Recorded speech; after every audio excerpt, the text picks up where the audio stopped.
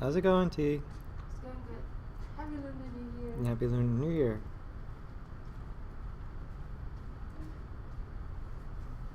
You're supposed to wear red, right? Yeah, like any lucky color, like red. What are the lucky colors? Red? No, usually it will be red. Red? Like in 10 holiday, it will be red, yellow, almost common. Okay. Yeah. But yesterday I wear pink. Anything that looks good. It doesn't matter to me.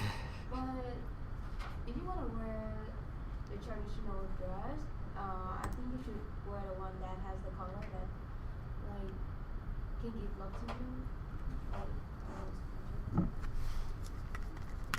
But do people have different colors for good luck? I think it depends on their the year that they were born. Okay. Yeah. For me, it's like cream color, caramel. Okay. Yeah, and yellow. Okay, so the year that you were born. 2001. What's that? 2001. Yeah. Okay, in your case, yeah. But like the year that somebody was born is the thing that like, I mean, would you refer to it by the animal? Like, you know, this is rabbit, right? This year? No, the rabbit is like for Korean and Chinese culture. That's what I know so far. For Vietnamese, it's supposed to be a cat. Cat? Yeah. Oh, okay. Like we have 12 animals, zodiac animals, and the cat is the fourth one. Okay. So what was the animal in 2001? The snake. Ah. I mean, you can search on it on Google, like to see which zodiac animal or the year you was born. Uh-huh. Maybe I can search for this one. Then I would need to tell you what year I was born. Yeah. Oh, you can search it yourself. Yeah. Western zodiac, obviously, like nothing to do with if I'm Taurus, it's not going to be anything to do with nothing. Maybe just like some theology. Mm. But it goes for the whole year, right? Not just like part of the year? Yeah, the whole year. The whole year, okay. Yeah, because in the Western zodiac, it's roughly a like month. 12. Yeah, right? yeah. But, you know. 12, yeah, which I never followed. With the Western? Yeah, it's really complicated. I mean, it can get really complicated. I don't really know this stuff, but yeah, like there's, you know, it's roughly a month, but then, you know, there's your main sign, and then there's like sub signs based on. The zodiac sign? Yeah, Like, based. everybody knows that. Yeah, but then based on like other cosmic locations, there can be other factors and stuff. I don't know the whole thing. That's pretty common, like everybody know that. And I think they really like to read the information about it. Mm. It's kind of accurate, like 80%. Well, it used to be where people would apply a lot of significance to the moons in their zodiac, like the day, the moons, and honestly, people live by it, but there's some people that do tarot cards, and there's some people that it's just what sign are you is part of the dating app. You know, that's how insignificant it's become. But some people really live by it. They used to. Because somehow, like, the accuracy of what they tell, like, the prediction is kind of, like, they read me so well. Like, there's one time when I don't know what that was in English. Like, it's an Asian thing. Like, you go to see.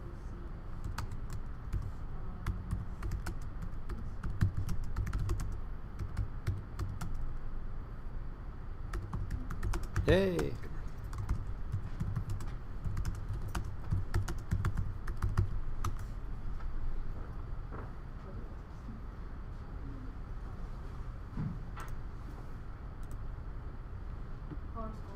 Horoscope. Asian one.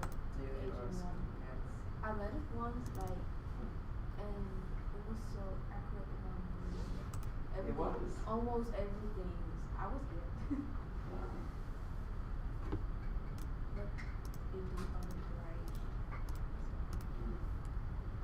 So in the Vietnamese version, people use it for knowing the future, or no? Like The knowing, prediction? yeah, the predictions of what's going to happen to you. It's kinda, I do believe it a little bit, so that I can like be aware of what will happen in my life during that year. Mm-hmm. But I don't take all of it. Usually it will be the adults in, not just in my family, like all other adults in my country. I think they kind of believe in that a lot. So there's a lot of things that you shouldn't do during the first day, at least the first day, and usually the first week, within the first 2 weeks of the year. Like you should not having fight, conflict with other people. You should not go to other people's house. Like maybe that could ruin their luck. Mm. So on the first day, like yesterday, I just go to the temple with my cousins, and then just go to my cousins, my uncle's house for like reunion. Mm-hmm. So we don't actually go to anybody's house on that day. Not to wish you luck. Like you have to like wait for like from the second day or so to do that. You should do Yeah. that on the first day. And you should not take out the garbage. Don't take out the garbage. That could take out luck. Oh, okay. I mean, there's Interesting. a lot of things. Like you should not sweep the house. Like ring a lot of things out of the house. That could bring out luck. Yeah. Yeah. It's been tradition. Everybody do that. That could work. And like your behavior during the first 2 weeks of the beginning year can affect the whole year after. Yeah. So you have to be nice. Sounds like something we should learn. And now I've got another excuse in my back pocket when I forget to take out the trash. I'll just be like, well, I didn't want to bring in any It's bad. so ridiculous, but like everybody's like, I don't know. But it's great, but it doesn't have like much value. But I have I can kind of see that. Like you could accidentally throw something out that a value or no one just it's just anything. Do not break things to like dropping things. Mm. Not good. Because I read a list of that, and these are the most common thing I can remember. There could be a lot more stuff. Yeah, if the list gets too long, then Not too long. yeah. I cannot remember that. It's like 11 things. Well, it depends on the web page that you see. Yeah. It can be like 20, 30. I don't know. Let's see how Marvin's doing. Professor Casey, so my question for this week is how do I get rid of the cracks that appears when you render it, and it also appears during normal view. So when I apply the textures to the corner, there's cracks in the glass. That's what I don't want. But I wanted to animate and stuff, like where the ball just goes to the glass and then glass shadows everywhere. Like I still want that to happen. But I just want to remove the cracks, because you can see it during rendering. I mean, when I render, like you can definitely see it. Yeah, Fabio asked about this too. So there's two different things. It wasn't showing up when I was doing the examples because I wasn't using any glass textures on our test window. One thing you can always do is just the old switcheroo. So have the fractured thing and then the unfractured thing. So this one is unbroken. This one's broken. And so remember, the check mark that we use to turn stuff on and off here can be animated. It's animated in every object under the basic tab. we don't really spend a lot of time in the basic tab, but here you can keyframe whether something's on and off, just on or off in the scene. And so let's say that this was going to shatter on, I don't know, frame 15 here. And so I'd have unbroken on, and then the next frame I'd turn the unbroken off, okay, and keyframe it. There we go. And so now if we just look at that one, it's there and then it's not. And so in the space of one frame here, we can do the opposite here. These two go from off, so unchecked, keyframed, to checked, keyframed, right? And so now it would just turn on that instance that it hits the window. That we've used that technique. We use that technique all the time in After Effects and in any program, right? Just sort of the idea that I've got this thing and then it needs to change state drastically, and at some point wrangling all the states and the objects becomes untenable, and so it's just sort of I'll make a simple one, and then because we are a frame-based paradigm, this switch, when does the switch happen? In between these two frames, which is invisible to the when we go to render the movie, right? Because there's no subframe information. It's just one picture, and then the next picture will be broken. And so that works. The other thing that may work here that I was thinking about would be just, let's try it with a glass texture real quick.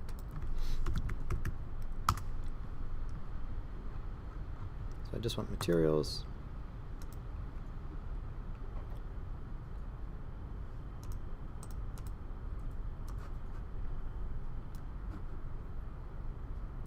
That in this specific case, so the technique I just showed you would be applicable to, would work in this case, and would works for a million other types of things.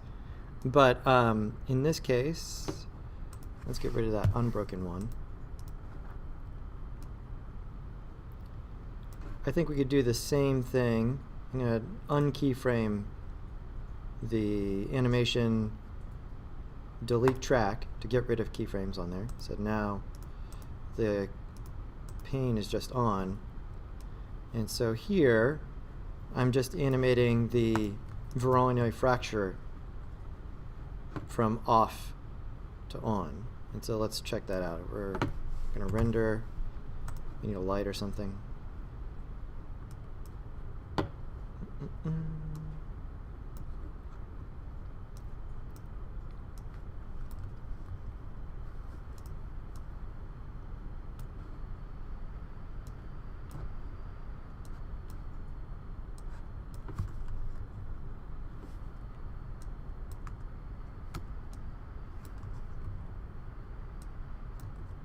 Yeah, so that's the simpler answer for this case.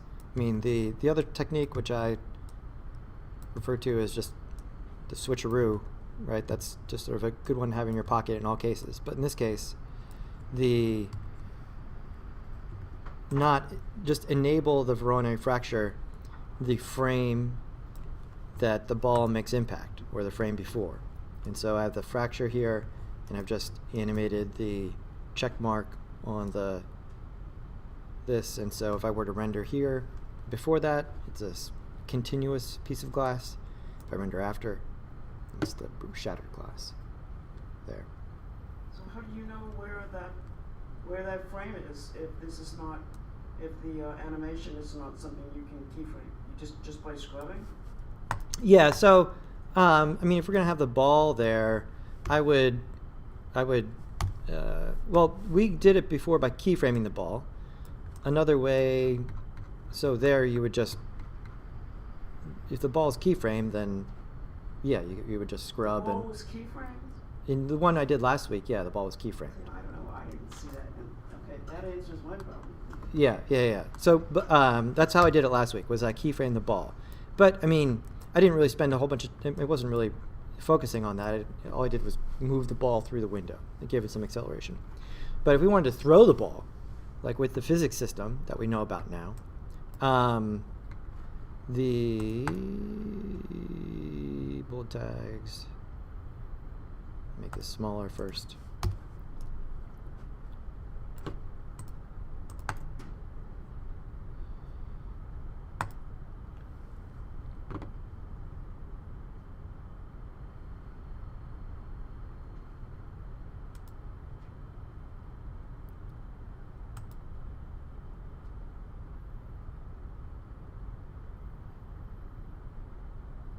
Yeah, so if we, because right now the ball has the tag on it, right? So, and we got to put the tag on the fracture. And we want to set this to on collision. Right, so the ball should fall and the glass stays there.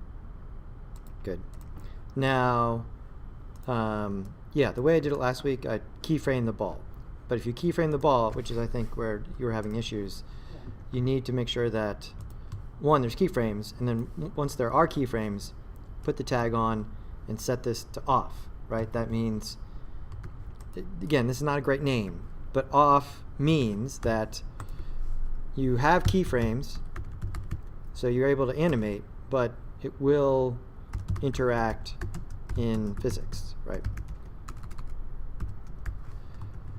If we wanted to throw the ball with the physics system, you could, there's a couple options. You could put another object inside the ball to sort of explode it like we did, right? Because if two physics objects are overlapping each other, when you hit play, they blow up.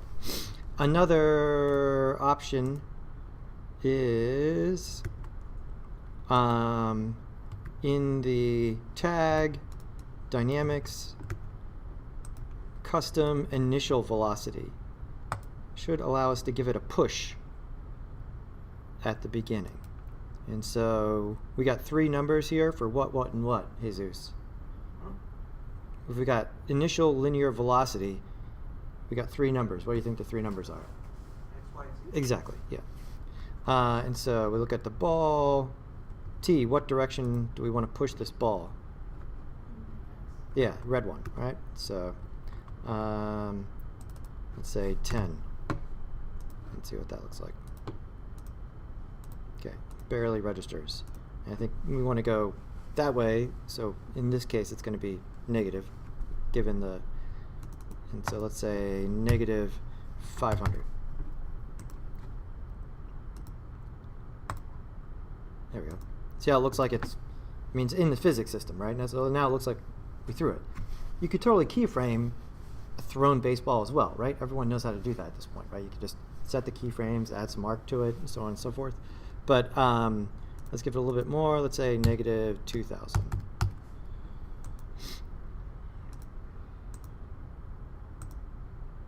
There we go. All right, so interesting. Now, right, so now I would need to adjust that timing, right? And so this keyframe here of when this thing turns on, because I threw the ball way harder, which is faster, and so now it's hitting the window before it turns into the glass, right? And so, but remember, by default, the physics system, both systems, I believe, have randomness, is the default. So that means that you get, there'll be different results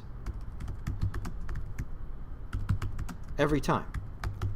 Most of the time our simulations are simple enough that it's not wildly different.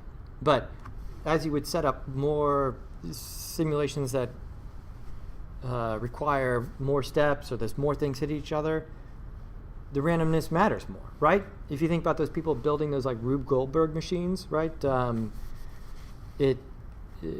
As the machine gets longer, the chance that it doesn't work obviously increases because there's more and more steps for the randomness that occurs in actual physics to some degree to influence the results. And so how do we subtract randomness from it?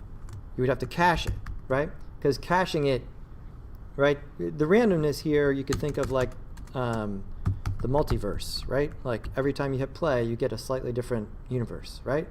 And if you cache it, you stay in one universe, right? It's just that one. And then it'll be the same every time. You know, but you're kind of freezing the physics at that point, right? If you go to adjust anything, you need to uncache and then recache once you've tweaked it to get what you want, okay? And so now I need to move this transition back here. Well, let's hit play. Can I go frame by frame here?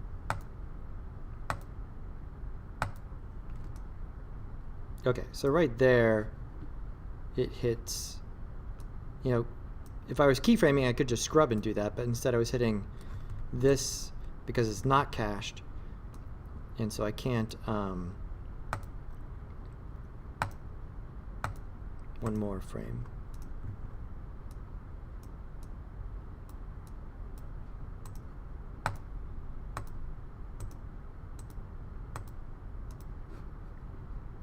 This is too fast.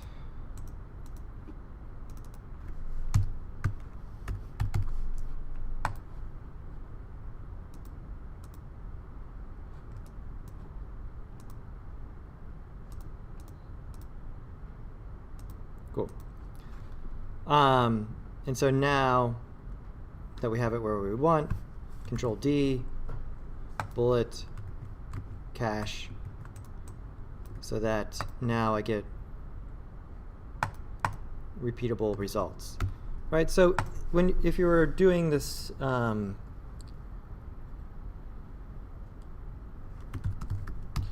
workflow would be, you know, animate, simulate, cache, then render. In all instances, before, right, like I told you guys for today, like just do it with the viewport render. I wanted you to focus on just trying the physics stuff, not waiting for a bunch of redshift things and so on and so forth and everything else. But ultimately, you'd want to leverage these techniques with all the great visual fidelity techniques that we know about already, you know, using redshift, all that kind of stuff, right? But as everybody's learned, once you get to the render stage, right, you want to make sure you get your ducks in a row so that all the time you're pouring into the render is worth it, right? So you don't have to go back and re-render stuff, because that's the bottleneck, right? The whole workflow of doing this kind of work is centered around getting that render. That's still the part that takes a long time for the computation. So when you start rendering something that has a simulation in it, you definitely want to cache it before rendering so that you know the results are the same, and then also that you would get the same results on different computers, right? Like I said, the hardware, there's a bunch of things that introduce indeterminacy. The system has it built in, right? Every time something hits something else in the system, there's some amount of randomness about the way the interaction happens. It's somewhat small, but like it adds up after a while. And that is also different on different computers. When computers do randomness, sometimes they access like information about the hardware to drive the indeterminacy. And so when you switch it from computer to computer, you get different results. But if you cache it, none of this matters, right? You've printed the simulation. And so then you're able to run it on different computers and have it look exactly the same. You're able to send it to a render farm and have, because a render farm is like a bunch of computers. And so it would be able to render it all out. If you didn't cache it and you send a simulation to a render farm, it's going to look really weird because, you know, it sends 5 frames to this computer, 5 frames to that computer, and then they're doing this, each computer is recalculating the simulation, and so the frames you would get back, you know, just, you'd see it just changing all the positions of the simulated objects because they simulated them differently. So, So when you save the cache, would you, when you bake it, save the cache, would you then save an increment for that? Is that where you're going to save the whole thing as an increment, or do you have to now make a render the whole thing out? Like, in other words, can I save it in an increment and go to the next one? Do you know what I'm saying? yeah, every time you save it, once the cache is baked, the cache is in the file. But if I like that one, but now I'm going to go add another, I don't know, do something else, check out another one, like try something else. Uh-huh. It's baked into the first- Like to save. Yeah, it's baked into that file. So if I save this one, we'll call this. without taking the time to render it. Yeah. It is saved in the file, right? So if this is version 1, and yeah, here it is, save. It's going to be hard to tell here, but let's see. It's about 100 kilobytes. We should be able to see it at least. And then I save incremental, and then clear cache, and save incremental.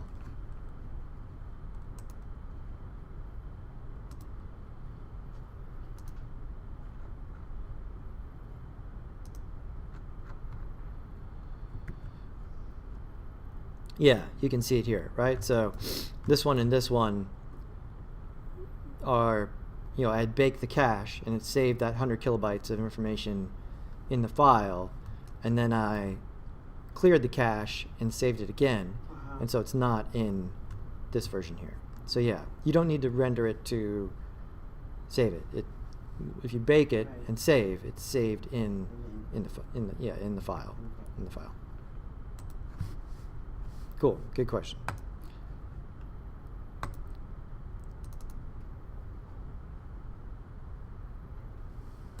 Fabio. Everyone, this is Fabio Bruzese here. The only thing that I have for this week was like I have a little bit of a hard time to find the balance between the voronoi fracture and the object that I was using. Like the settings, it was like you have to keep trying and and we kept trying to find a balance of that.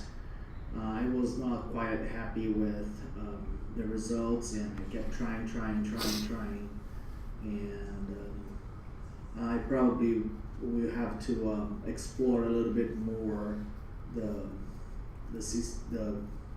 settings of, but in general, I didn't have that much trouble with the other settings, but in a specific with that one. All right, I enjoyed the assignment. Was very challenging, and I hope I will get it lined up. Thank you so much. Have a great day. Hope you have a good day, Fabio. Yeah, the one thing which I saw people do, which also with this,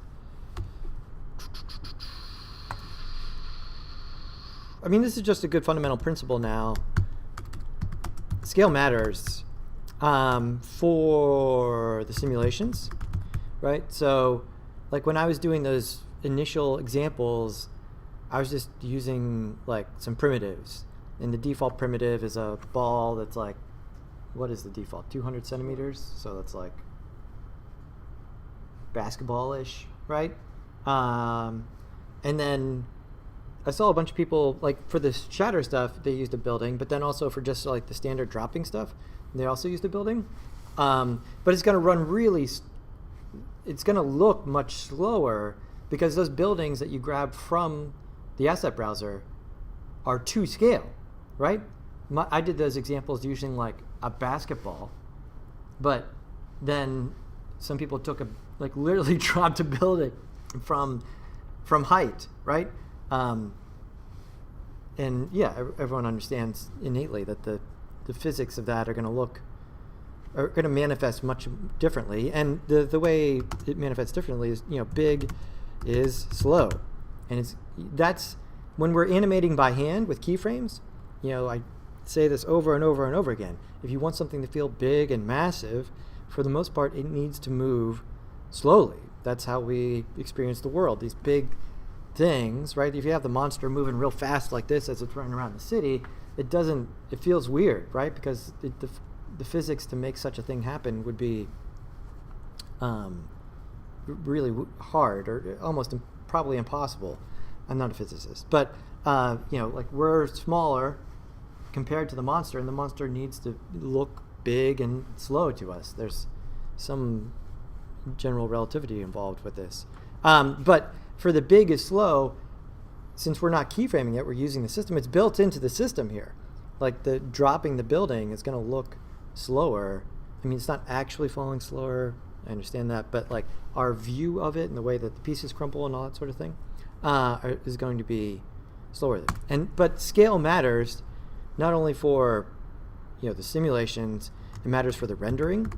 Both Redshift and I don't think the viewport renderer does much. Well, yeah, it matters. It matters, period. Like the rendering also matters for scale, because just even in the viewport renderer, there's like a default size for the ambient occlusion, which is set to, I don't know, we can look like 4 centimeters or something like that. And for the other more complicated renderers, they're taking into account the way that light would interact with a large object versus a smaller object, right? And so, again, it matters here. And so, and it also, what was it? I was thinking of a third thing. It matters for the simulations, it matters for the rendering. Yeah, and it's also just best practice, right? Ideally, as there's these larger and larger libraries of 3D objects that people use to different extents, obviously the best practice is going to be to have the objects built to scale when possible, right? If we're talking about like quote unquote real world objects like chairs and stuff, it'd be best to have everything when you bring it into your scene be at the whatever the standard scale is, versus stuff you bring in from one source being super tiny and stuff you bring in from another source being way too big. And so there is more and more of a coalescing around getting all this stuff to the scale size. So I think a lot of what Fabio's describing there at the beginning, if you, for instance, Backpack was talking about making a volcano. If you made the volcano like the size of a tabletop volcano, right, you may not be getting the massive eruption physics that you want, right, if that's what you're going for here. And so one of the first steps there is going to be to make it the size of a volcano, right, however big a volcano is, in order to the system defaults will, there should be less tweaking if you start with something that is relatively to scale, right? I always either unconsciously or consciously stack the deck to win, right? And so here, this like random example that I was putting together, like of a ball and a window, like these things are relatively to scale, right? Like it's kind of like baseball size, and that window is like not gigantic, it's not tiny. Like, how big is the window?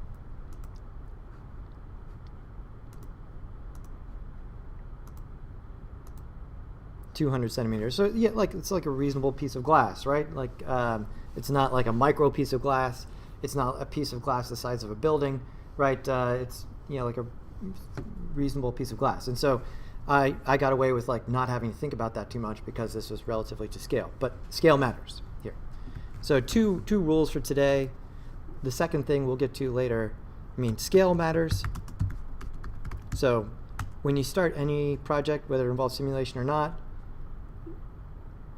it's much better to sort of start it to scale, or at least be in the ballpark, right? If you're modeling a football field, like be in that ballpark, pun intended, I guess, rather than having it be the size of like a computer mouse and having to scale it all up later, right? Because there may be problems with that.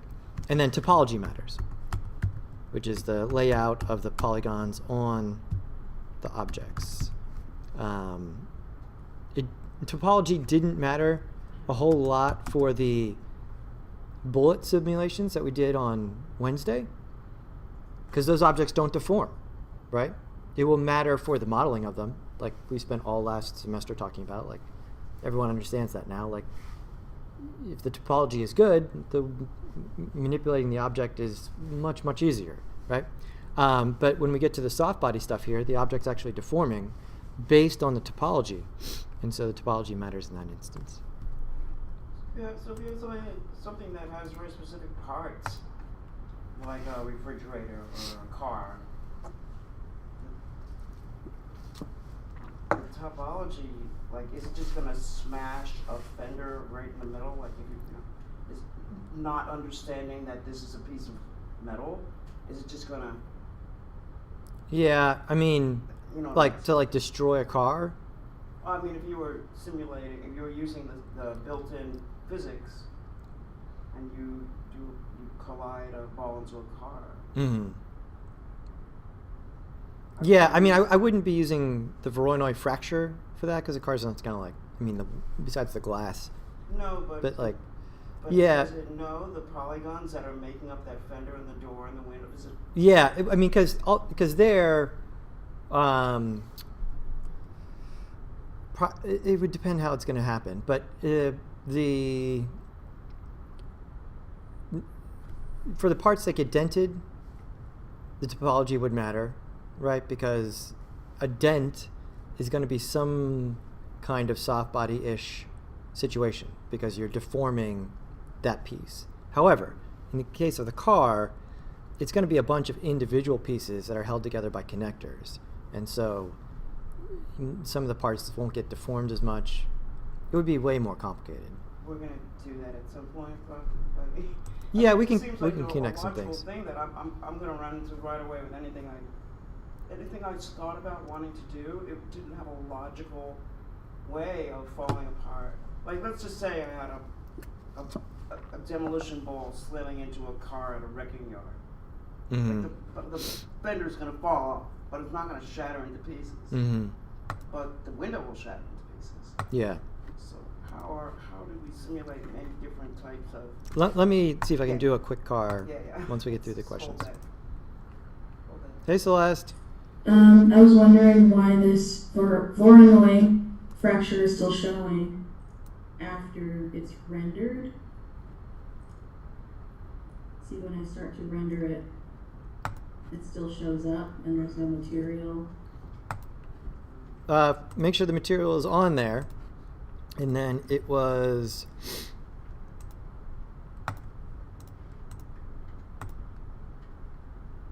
right here under object, and then colorize fragments. That's where that was.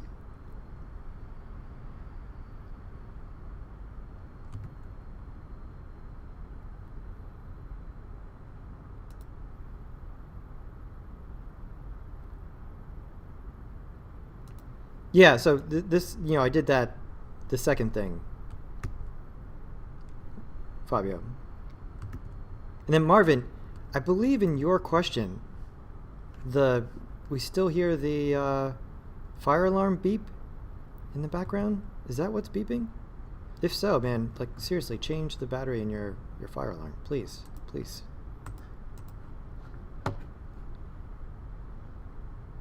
I don't know how that's not driving you insane. Like when that goes off, and it only they at this point, I think they're just programming it so that it only figures out, like, it checks for low battery at like 3 a.m.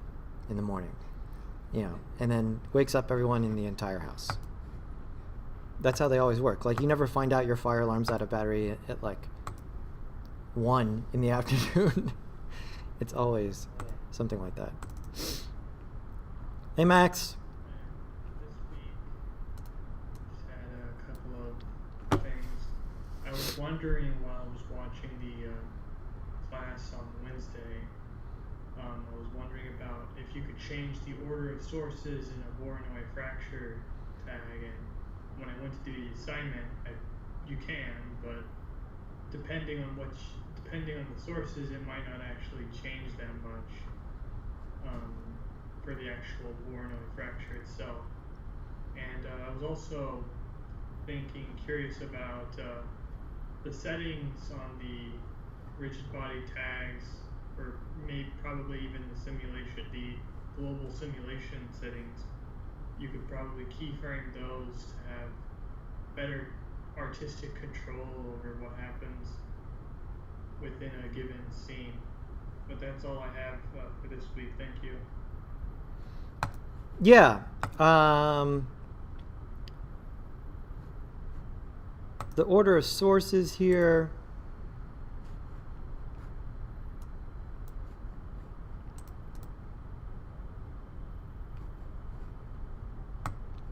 I think it's kind of additive, so I'm not sure if changing the order in that window changes them or not. Let's see.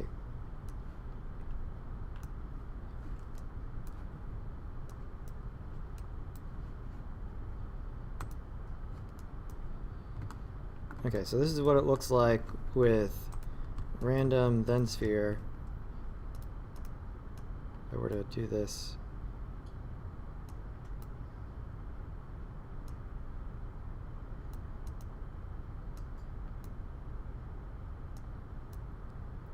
The colors are changing, but as I'm looking at the pieces,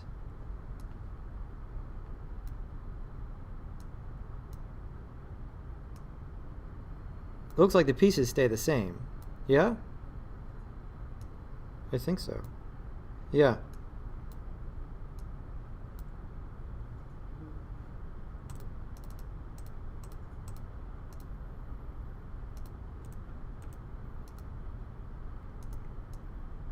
So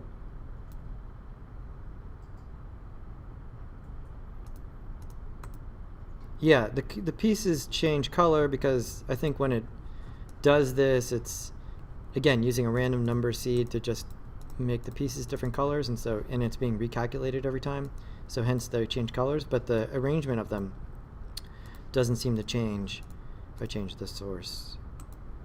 I mean, there's probably some instance in which maybe that matters, but in general, it seems like it's kind of additive, so we would just do it that way. Yeah, and you can animate any of the parameters. Like again, anything with the diamond next to it can be animated. The only thing, what have I animated in the past? Most of the time, it's just the really the time. You know, in that one example file I gave you guys, I slowed down time, like matrix style, right? So here, in this instance, let's say there, I'm going to go Control D. Because yeah, you can animate mass and velocity and that kind of thing, but there's not a whole lot of like instances where,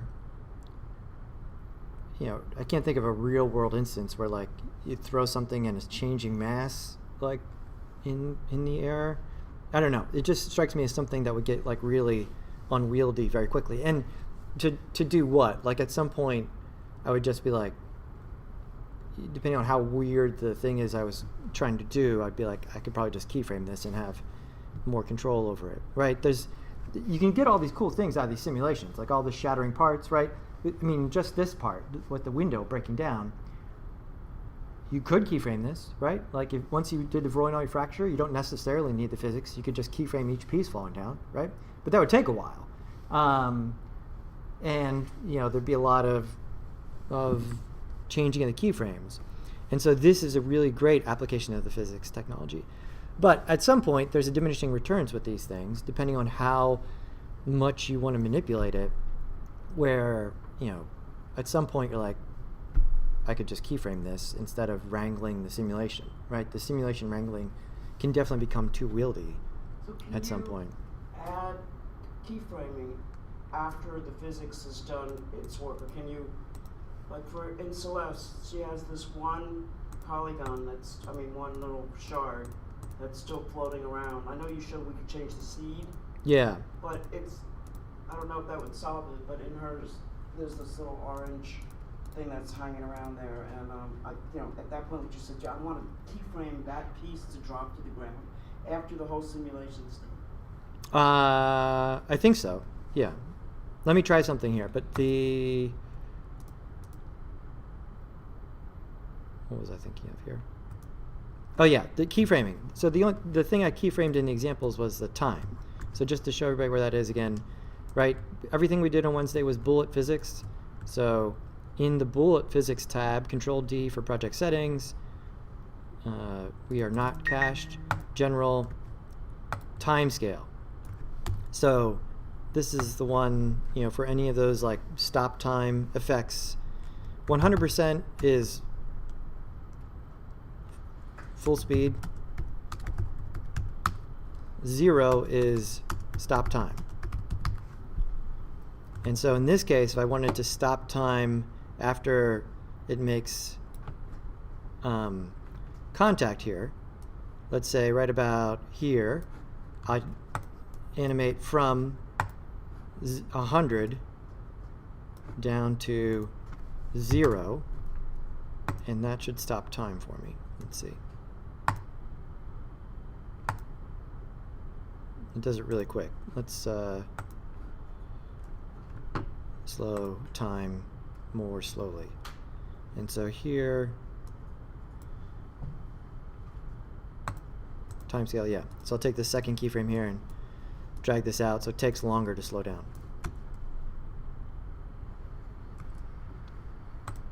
I don't have a collider on the floor.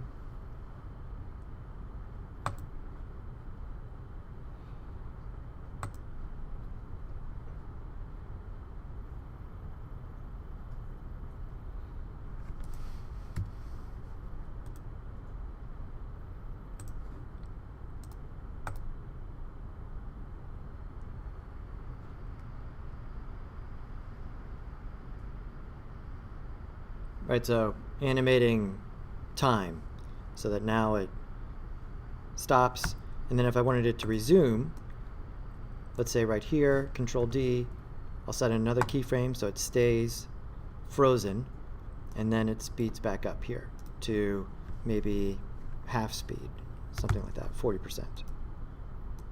Right, and so if we look at the time curve here, it's that. Right, so we're slowing down time to stop, and then we're slowly coming back to slow motion.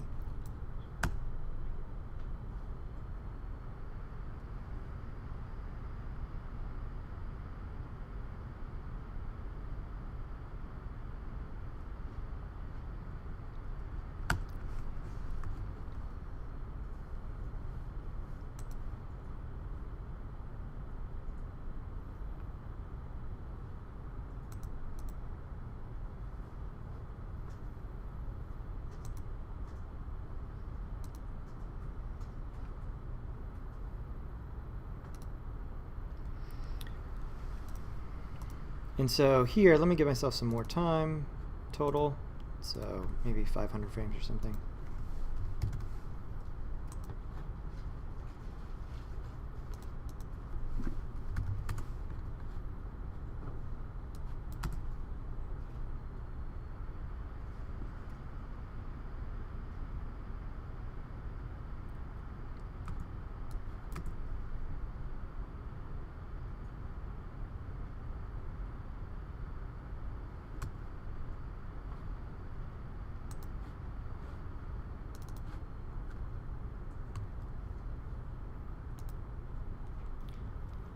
The other big thing here so that's the only thing I really animate on a regular basis, Max, is the timescale.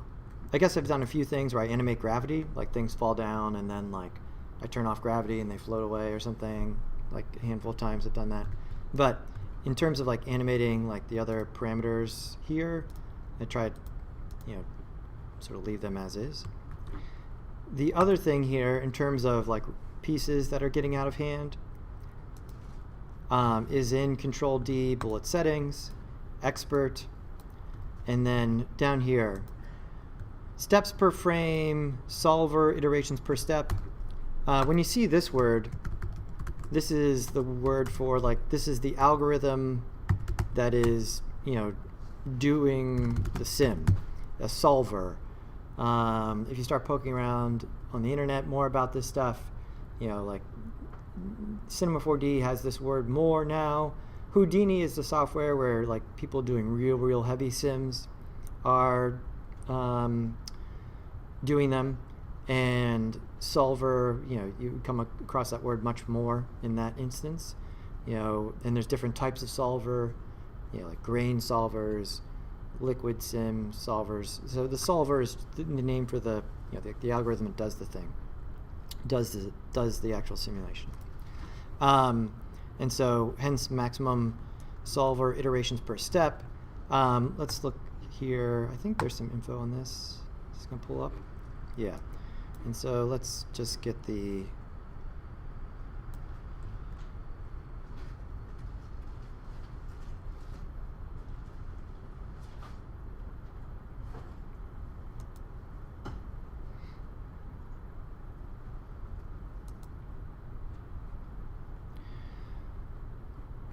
So there's two things here. Number of iterations per step, right? So we're not going to learn all about the solvers. Like, I don't understand the math. But there's so many steps that are happening per frame, right? So in the past where I told you we only care about one frame, then the next frame, there's nothing happening in between frames. I lied to you. This physics simulation stuff calculates a lot of stuff in between frames. You can't do it frame by frame by frame. It wouldn't be enough information to get a good looking sim. And so there's a bunch of stuff being calculated in between frames. Hence this steps per frame. How many sub-steps are happening in the simulation each frame. And then maximum solver iterations per step. It's kind of, as far as I understand it, it's kind of like checking, is something running into something else? And once you start thinking, you're like, okay, yeah, that makes sense. You'd have to do that if you're simulating physics, right? Is this thing touching the other thing? However, when you start to actually break that down, you realize how complicated the problem is. Like, if you have two things that are hitting each other and one thing is hitting the other one, and then you're like, okay, well, we've got to move this thing so it's not intersecting with that thing. But then once you would have more things in the system, you're like, okay, I got to move the thing so it's not intersecting with this one. Oh, I moved it over, so now it intersects with this one and this one. Okay, well then I've got to move those two things to move, these things so that, you can see how this would immediately, with a lot of pieces, cascade out of control into like, how much math am I going to do here? Like just for one instance of time, right?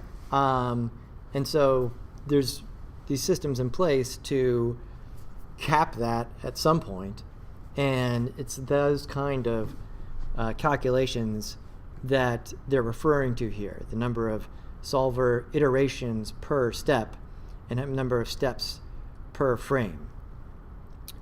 As these numbers go up, the simulation would get quote-unquote more accurate. Now, people much smarter than I have set these default values so that they are usable 90% of the time. But in general, turning these up is going to result in less of those like tiny pieces flipping around and going crazy, or all sorts of things like that, just making it more accurate. But you don't want to be coming in here and making a lot of changes unless you're sure you need to do that and you've done everything else first and got all your ducks in a row. But by increasing these steps per frame and multiple maximum iterations per step, it makes it more accurate so that hopefully you'll get less of that tiny parts vibrating. I mean, that tiny parts vibrating, that's the downside of using the simulations. Like, that's definitely like the thing people come across most, is like things look really good except there's this one that's like freaking out, that kind of thing. And so these things go up to try and make this thing more stable. But just like everything else, more stable is longer calculations, right? Just like rendering, right? You're gonna do more math here per frame. In the case of rendering, we only do math per frame, right? We don't care about what it looks like in between frames. But here, we have to care about how it would move in between frames, because You just wouldn't get like realistic motion otherwise. So those are the two things in the main settings here, right? So general, animating time, maybe animating gravity, and then expert down here, steps per frame and solver iterations per step. Turning those up.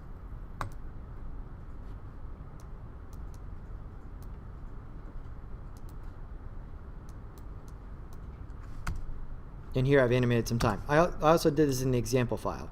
You can look at that one where I shattered that, the one in the video, shattered that vase, matrix style, and then stopped time and moved the camera, right? Because that was the big effect in the matrix, right? That we're gonna do something, stop time for the characters and the explosions, but then move the camera during that time.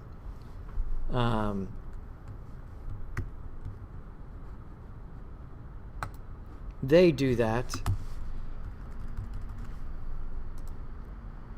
Right, so what I'm referring to here is this one.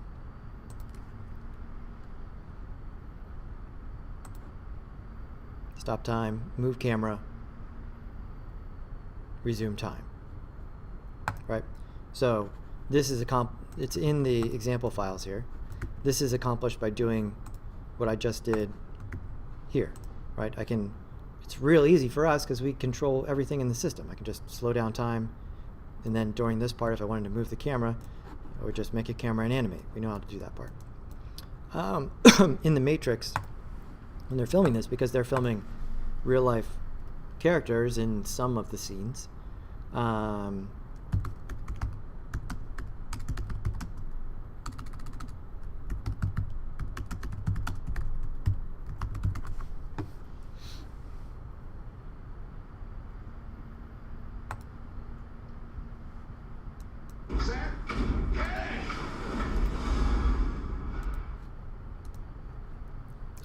when it gets back to it here, you've got something happening here, and essentially they want to move the camera while time is stopped.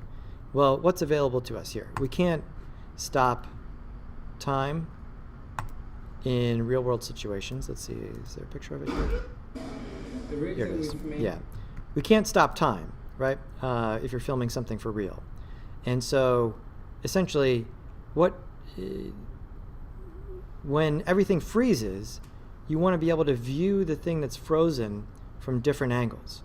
And so the way that they did this is that for this one instance that you want to stop time for, you take each frame and set up a camera along the motion path of the moving camera. And so each one of these cameras here takes a photograph at the exact same instance. Then later in After Effects or wherever we're compositing, right? So here, right, we've all seen this scene. He's doing this, you guys can't see me. He's doing that while the bullets whiz by him, right? And so during the part where it's frozen, or at least slowed down, each one of these cameras, which is taking a picture at the exact same real world time, right? Real world meaning when it was filmed. Later, you play those frames one at a time. And so this one, then this one, then this one, then this one, then this one. And so that gives you the illusion of the camera moving around this object, and this object would not move because all of these pictures were taken at the same instant, right, in real world time. So each one of these is at the same time if we're doing the object totally frozen. And then you play them back in sequence of some kind. And so, probably going like this. And so, just like we do in After Effects, all those pictures would take all those cameras would take one image. We take those bunch of images, dump them into a folder, and you have an image sequence, right? and then you play it back at some other speed. And that would give the illusion that the camera is traveling along this path. And that's what it looks like when we do it in Cinema 4D too. Like if I...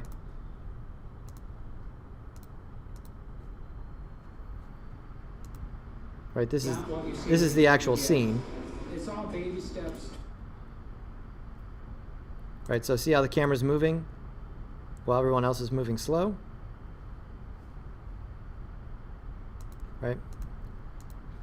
In this case, they're moving slow, so those cameras are not taking pictures at the exact same instance. They're somewhat sequenced in order to give it slow motion rather than stopped motion.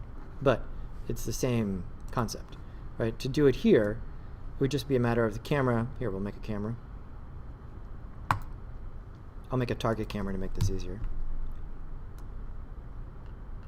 There we go. Turn that on. And so now, during this time when we're stopped, I'll keyframe the camera here.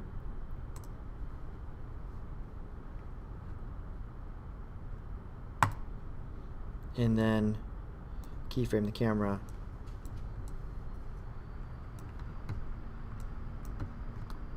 here.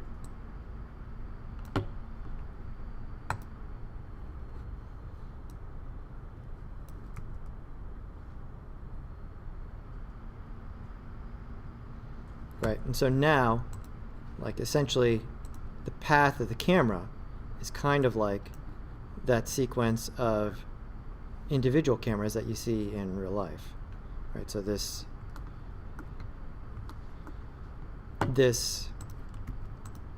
what we're used to seeing as a standard keyframe path, right? Where this is the keyframe, this is the keyframe, and then each of these dots represents where the camera is during the intervening tweening frames, right? To pull this off in real life, each of these, if you're doing this, IRL, shattering a window and wanting to stop time, we'd have to have each of these cameras, we'd have to have one camera for each frame, and then have them all take a picture at the exact same instant. And then if we played them back in order, which is what happens here, then it would appear as if time is stopped for that instant. But fortunately, since we're all CG here, substantially simpler, and that all we need to do is keyframe this, because we can just slow down time, and we have control over everything there.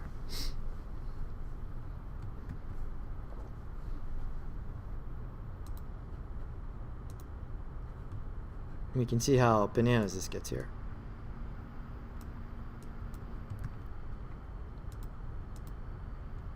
Right, and the subway or top of the building or wherever they happen to be in the movie is being composited in later, because you see how complicated this setup is. Like, you couldn't really quote unquote set this up on set.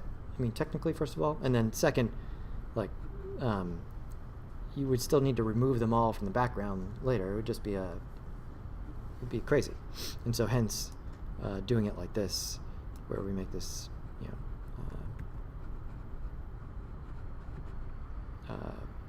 green screen.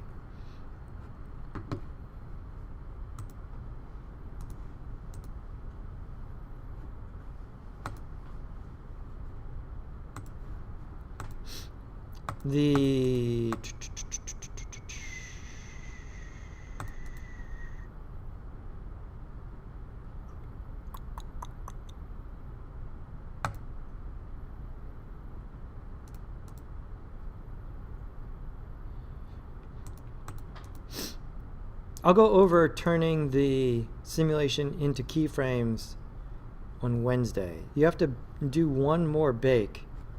I don't remember where it is off the top of my head, and it's going to take a second to find it. But remind me, I'll look at it over between now and Wednesday. There's one more thing, because we need to separate everything out and then do one more step to get it all to keyframes. But I forget which one it is off the top of my head. We'll do that one then. Changing the direction of the ball. Like I tried with moving the axis, tried to change enable the axis and rotate the axis to go in another direction. That didn't work. It's really odd. Each frame it would just keep swapping the axis. It was like the physics is trying to figure it out, and it's just swapping. I couldn't get the ball to go up instead of down. Okay, I mean, with this off, it should just be whatever the keyframes are. But we'll check it. That was my second.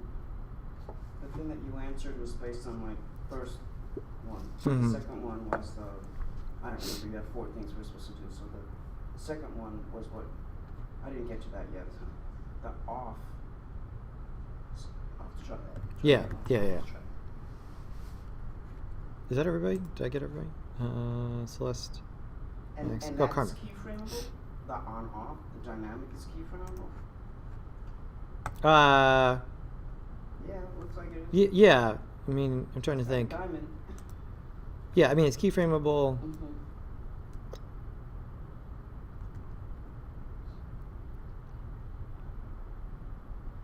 Yeah. The thing that I'm doing there, I would have it off all the time. Yeah. It's like if I didn't want the ball to be thrown on the very first frame, right? So here's the ball tag. I would do this to do that, right? So let's say that we want the ball to happen here. I would keyframe, back up a frame, turn it off, keyframe, and so now the ball should stay in place. Then get thrown. So that one happens quite a bit.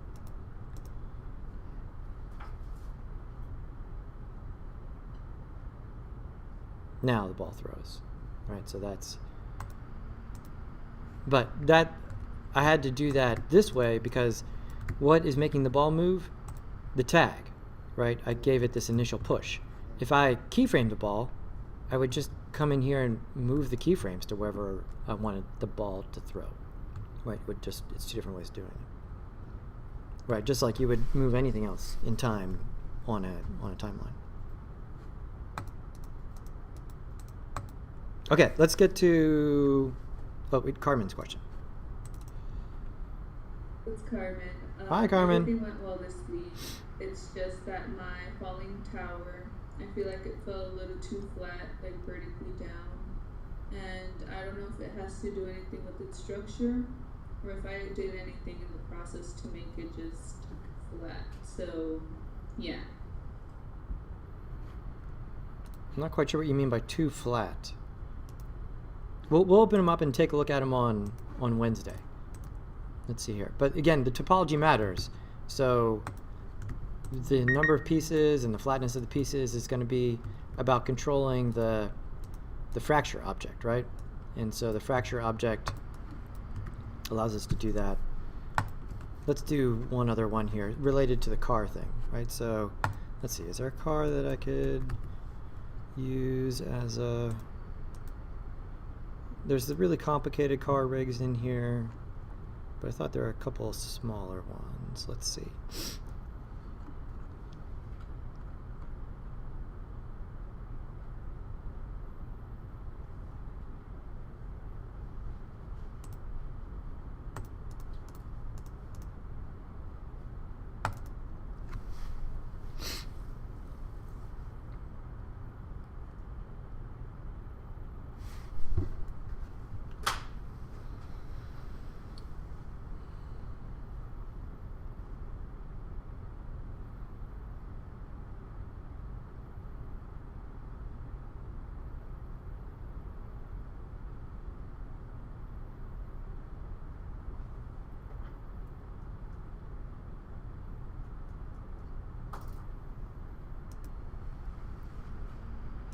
Actually, before I do the car, let's do a simpler one.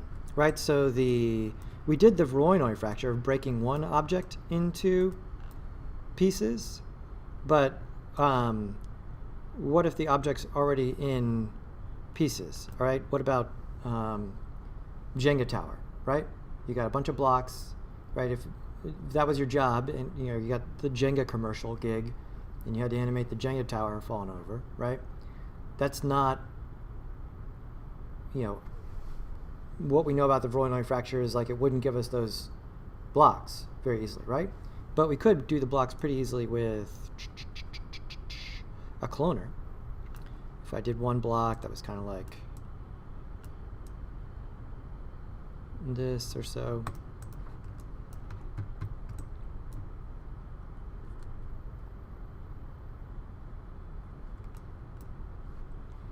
We'll do a simple one first and then go from there. All right, so if I put this in here, floor,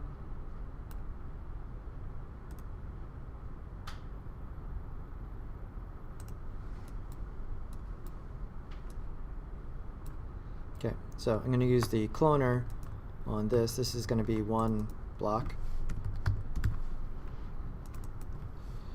because this will be similar in principle to the car, where we have discrete parts that we've made that we want to simulate. And so I'll set the cloner into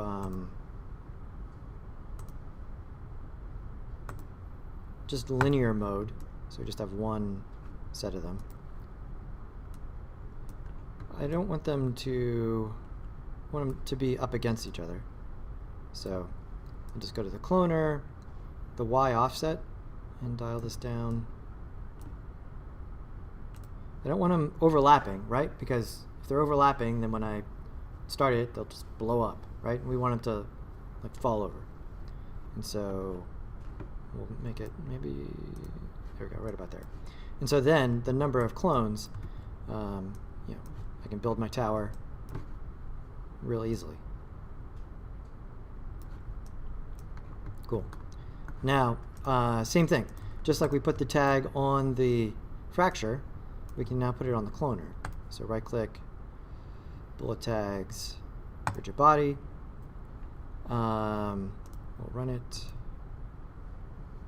You see that little bit of space there? They sort of collapse down. We'll make it even, how tall are these blocks? These blocks are, let's make it something doable. So they'll be 30 centimeters tall. And so our, there we go. Now we don't necessarily see them. But just like Jenga, that randomness with the amount of movement there, let's give it 500 frames.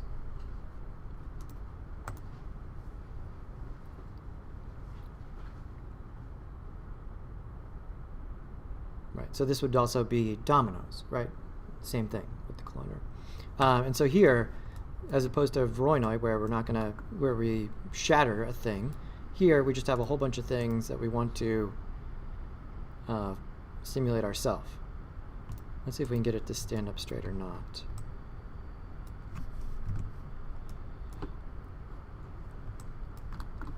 Each block should be exactly 30. Each step is exactly 30. I think there's a gap here on the ground.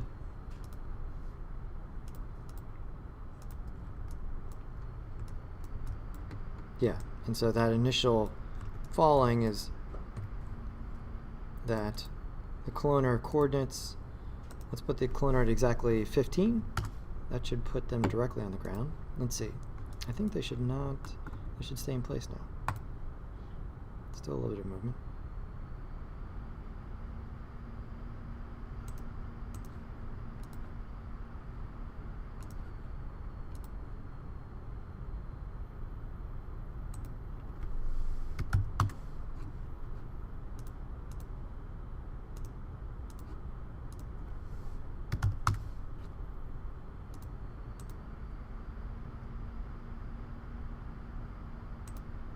So, seems like it should work.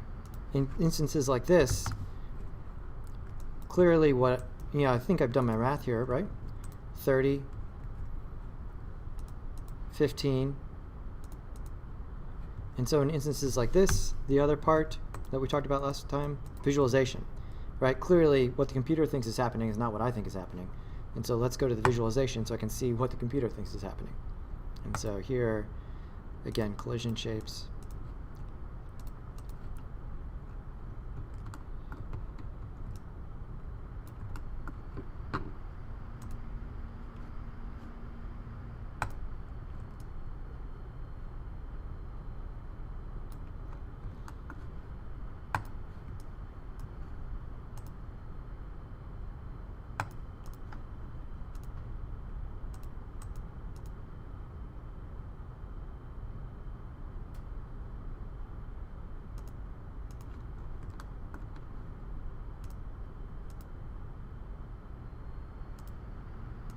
Oh, is the plane not on the ground? No, the plane's on the ground.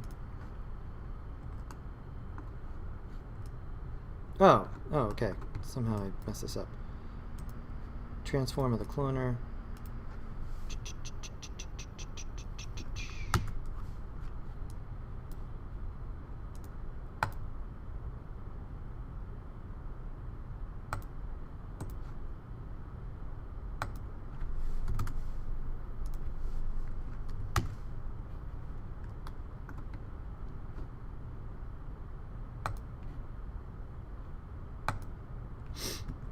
So the bounce of the blocks, let's make that 0.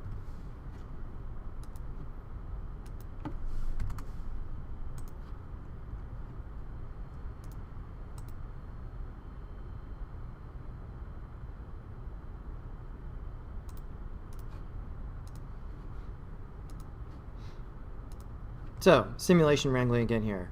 Like, okay, this is not, in this case, if I wanted these to fall over later, I'd rather have control over that. I'd probably do this. The dynamics trigger on collision, right? So that now things stay put, and then I can use my wrecking ball or whatever I want to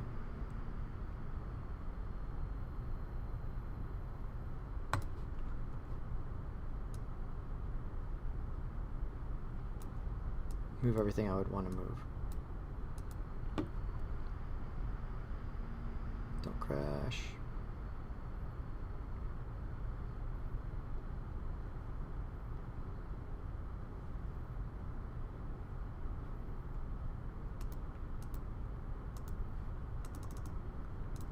There we go.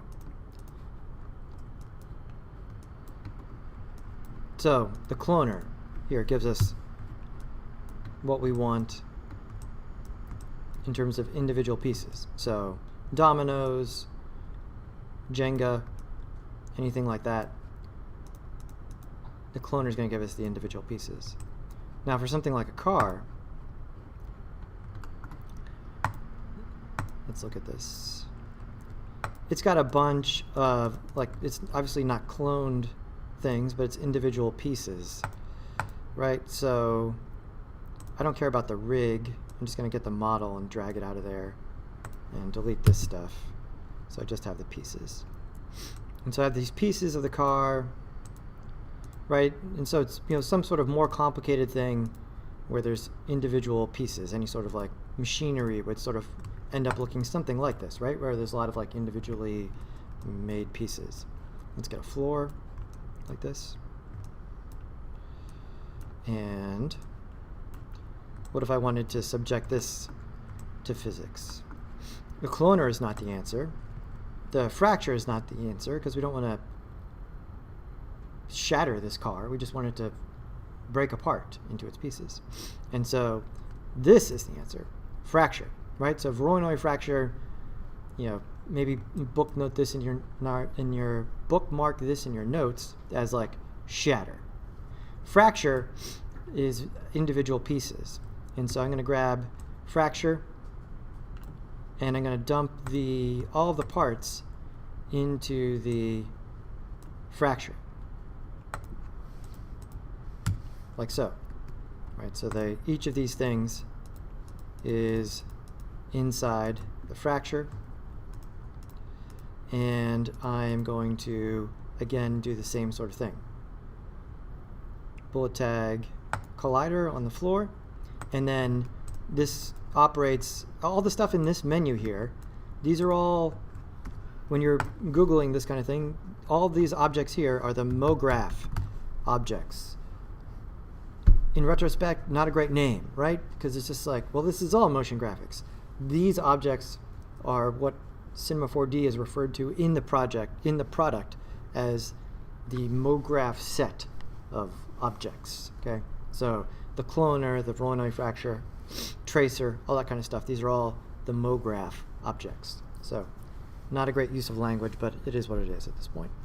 These objects have been around for a long time, and it made sense at the beginning, but doesn't make sense now. But that's everything in this menu here. Same thing. So we'll grab fracture now and put the bullet tag rigid body on there. And let's see what we get by default.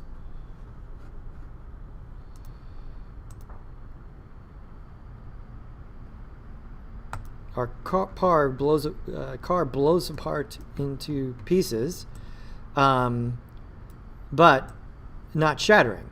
All of these pieces are the individual pieces that were modeled when this car was made. The car explodes instantly because why do you think it explodes? Because they're so close together? Yeah, they're so close together. And what do you think the default was for trying to figure out the shape of this object? Probably the bounding box, right? By default, it's not going to calculate everything based on the geometry here, right? Because that's way more expensive, especially in the case of this car. Now, let's see if we can take some of the pieces out of the... I'm just going to make this simpler just for the sake of simulating faster. Where are a lot of these small parts coming from?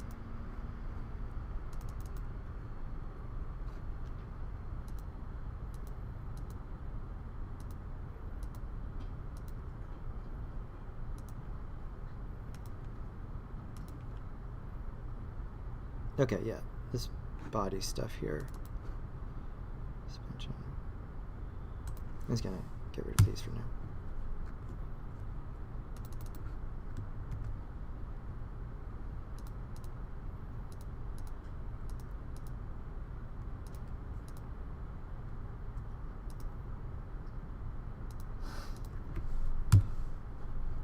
Okay, slightly less stuff.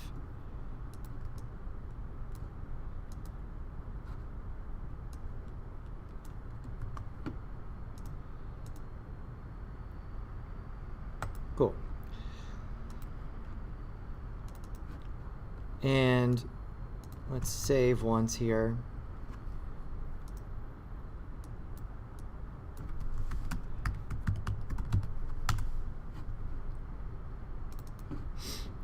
And we need to come in here to collision shape in order to edit this.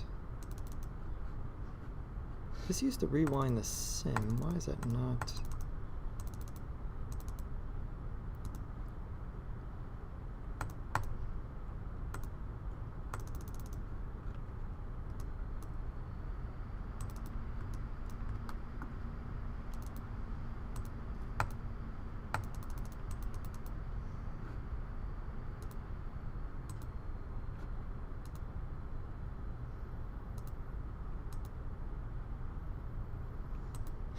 So in this case, the default here that we've used before, apply tag to children, that's the default now, which is great, right? That means that when we throw it on the voronoi fracture, it automatically finds all of the shattered parts that the voronoi made, right? The second one here is like how far down the chain does it go? And so again, this is good because the default is now all. And so as it looks at this, it's, you know, trying to break it into the smallest possible parts. You know, it comes down to the door, looks at the mirror. The mirror actually has these 3 subparts, and so all of that is getting blown into separate pieces here.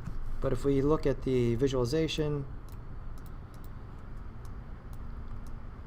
of it, we can see how much overlap there is here because of how much it's trying to cheat with all of these parts. So I'm going to again make this simpler for the sake of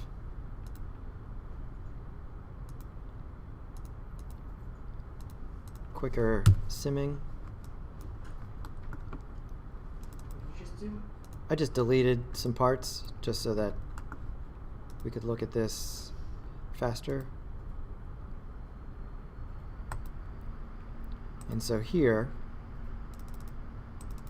I deleted that body part there. We have plenty of parts to sim. We'd want to get more, in order to keep things from blowing up immediately and have more accurate shapes. Again, it's under the collision and then shape, right? And so I go to moving mesh and save, because this will definitely take longer. I wish we would get our thing down here that says how long it's taking. And so this is a situation right now. The sim is getting complicated enough where it's going to, you see like, oh, it's going to take a minute to just sort of like figure out what's going on with each frame, because all these are now individual shapes. There's a lot of extra geometry here, right? What is creating a lot of the geometry in this instance with the car? We have our set number of pieces, but some of those pieces have more geometry than perhaps they need for the sim, because what object here do we see being used a lot? Yeah. And so especially for the sim here, we definitely want to get the subdivision out of the system.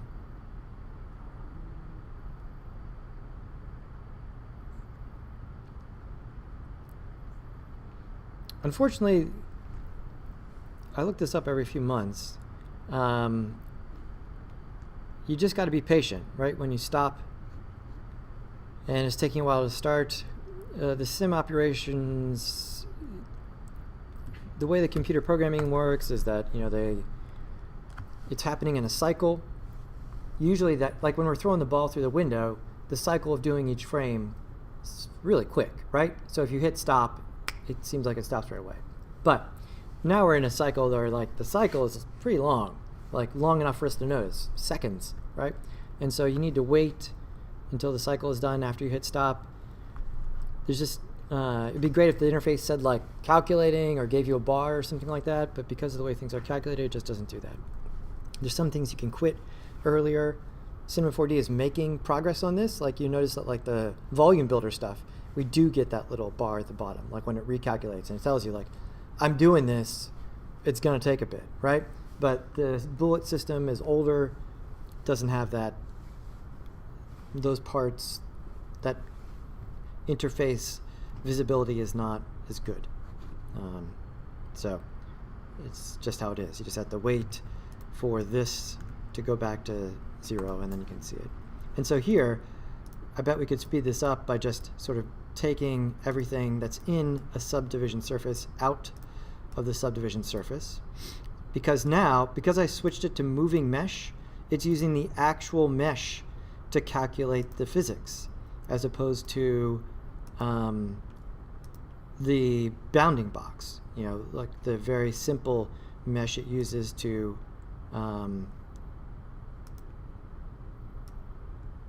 do the other things. So there's a bunch of them here.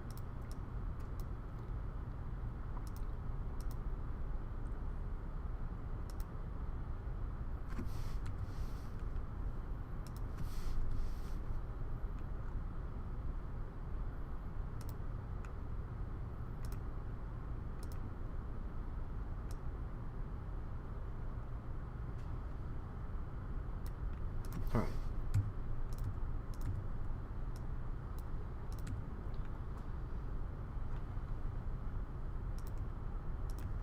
Let's see if that has a visible effect on the simulation.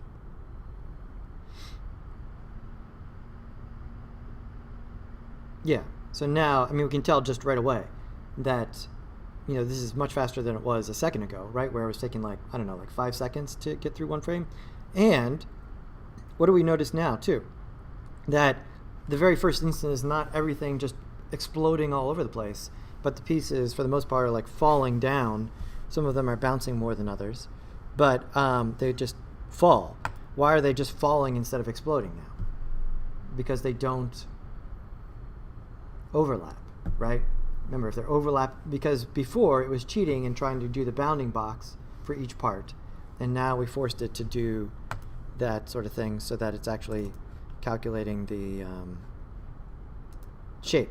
The taking away the subdivision surface, everything that we've done up to this point, is going to really change the curvature. It's going to change your objects. So just taking out the sub-D surface, I didn't see the door change, but shouldn't it? Shouldn't it if you're taking that out?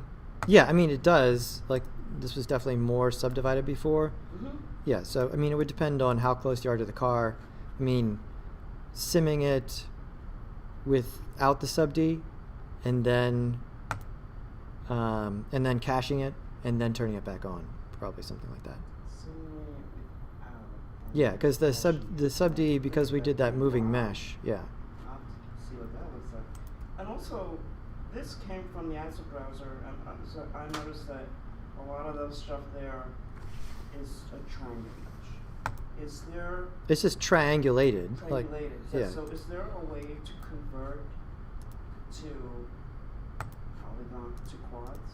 Yeah, there's an untriangulate command. I grabbed something from the ASP browser that had a large number of triangulated, like really dense pieces, and it was a lot of pieces.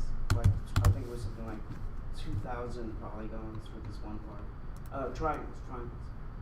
The computer was calculating for about 10 minutes to try to convert it, and then I just gave up. In this case, I think the visualization is showing us that if we look at it, yeah. So So now be aware of that. The physics visualization, everything gets triangulated, right? Like we want quads because it's easier for us humans to manipulate. If you have quads, that means you get an even number of triangles. That's good for the computer, so on and so forth. But in Cinema 4D and Unity and everything, when it comes time to actually draw the stuff on the screen, the computer breaks every quad down into 2 triangles, right? And so everything gets triangulated. And here, when you have the visualization turned on for the physics, it looks triangulated because it's showing you whatever the physics engine is doing, where it would certainly triangulate these things. But if I turn this off and then just hit NB to show polygons, you can see that, it's actually at our level of control not triangulated, right? It actually is quads. But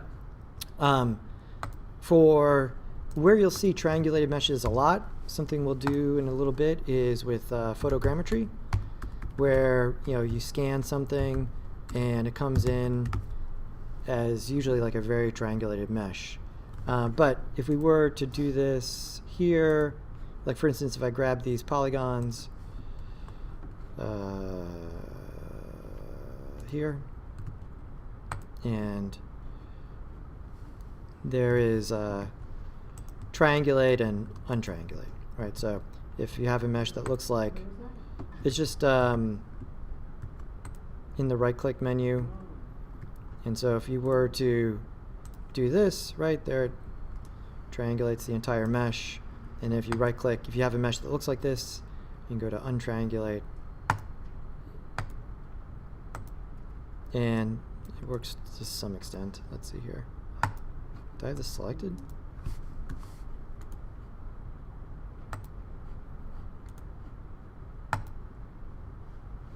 Oh, it gives me the tool here, angle. Okay, so it's interactive. There we go. And so that, right, because untriangulating is, there's more questions to ask there, right? If you triangulate something and it's all quads, then you're just drawing a line across, right? So, but if you were to untriangulate, there's a threshold issue here, and then which direction you want the triangles to go or get rid of. anyways, it gives you the, you have to apply it there. Right, that's more of a topology issue.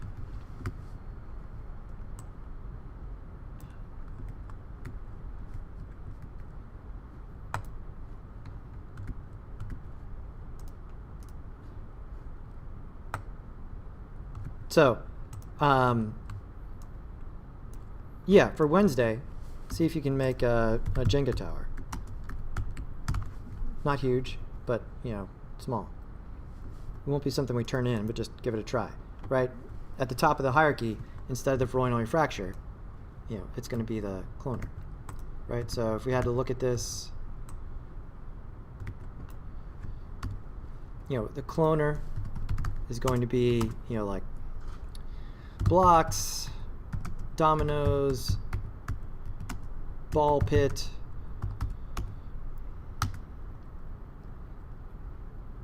each piece, we want a lot of pieces, we want to control the look of each piece, and then simulate all of them, all those kind of instances. The fracture is going to be, you know, for like multi-part models, you know, usually hard surface things where, you know, we have like a thing that's made up of tiny parts. The parts themselves are not the same, right? So like, you know, like a car or some sort of machinery that we want to have simulate. And then the voronoi is going to be for, you know, shattering one part of some kind, right? Like it's a big continuous thing that we want to break into multiple parts, right? So the voronoi is on one and the cloner takes care of it on all? Is that what you're saying? No, Really these would be the three. We want to simulate a whole bunch of parts. These would be the three strategies, right? What are the parts, right? Yeah, like blocks, down, you know, ball pit, that kind of thing. One other word about this would be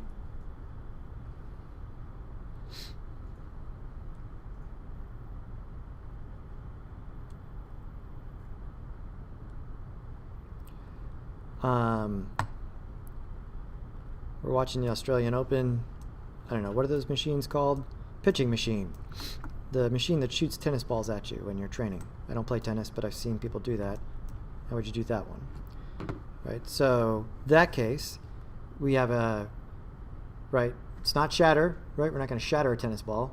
It's not fracture, because like we don't have all the tennis balls. We want a sequence of tennis balls shooting, right? In this case, we're going to use particles. You can apply the particle spawner. You can give those things physics. So for instance, up here, unfortunately, that object is not here. It's up here under simulate emitter. Right, and so here's the emitter. If you were to move it like this, and if you just hit play, it gives you this. Each of those little lines is a particle, right? So just like other objects, Z is forward, so it shoots them, and the default is, you know, Z forward. And okay, I can see how this would work. We want it to not, it does work like these objects in that I want it to shoot spheres. Let's make this sphere smaller. There we go. And just like the cloner and the other objects, if I make this sphere a child of the emitter, you're like, okay, is that good? No. Did it work? It didn't work. It is working. Unfortunately, the emitter is an older object. There's this one box you need to check. Should be checked by default, but it's not.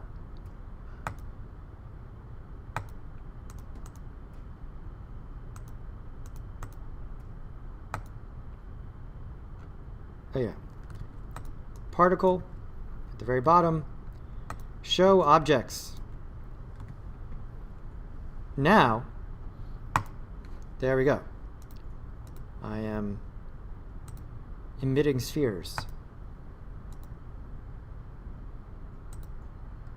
Okay, so why am I emitting spheres? Because the sphere is a child of the emitter, and I checked this box. Show objects under particle. Cool. Now, that's great. Let's get the physics involved. Same deal. Bullet, collider on the floor, and then I believe we should be able to put the rigid body on the emitter. Let's see. There we go. So now we're emitting objects, and they have physics, which is great. Now they are emitted forward. Let's see here. Speed. If I give this a bigger value on the emitter, there we go. It does spit them out faster. So the other strange thing with the emitter to be aware of, right? So most of the emitter stuff is going to be here under particle, is that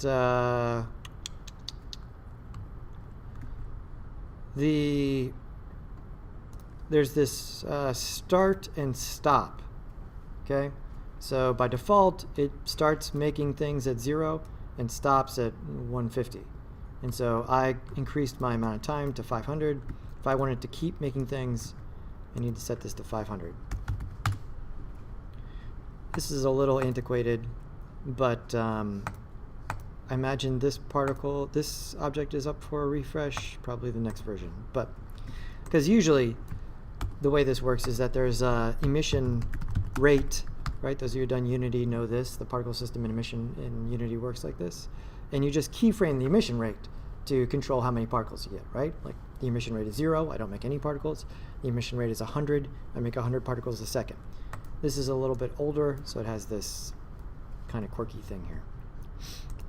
Anyways, now I've got my tennis machine. And so let's make it look more like that. I'll have my speed go to, let's say 2000. I want way less. So this is there's two, why are there two things here for the birth rate?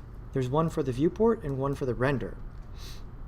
Anytime you see something where there's viewport versus render, it's the reason that's set up like this is it's something that could be very expensive.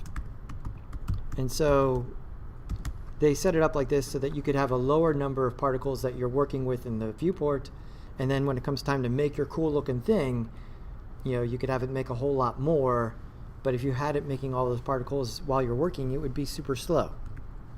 Anyways, let's put this down to like 0.5. Or can we just do 1? There we go. What about 1?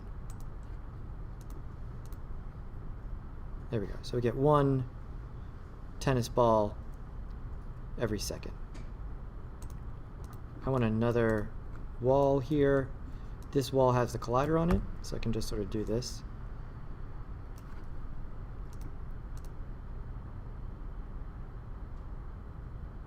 So that one that snuck through, that's going to be one of those solver iteration situations where that's going to increase it. The other thing that I've done occasionally is that the geometry matters. So here and here, let's see if we can address that just by making the planes themselves with a little bit more geometry.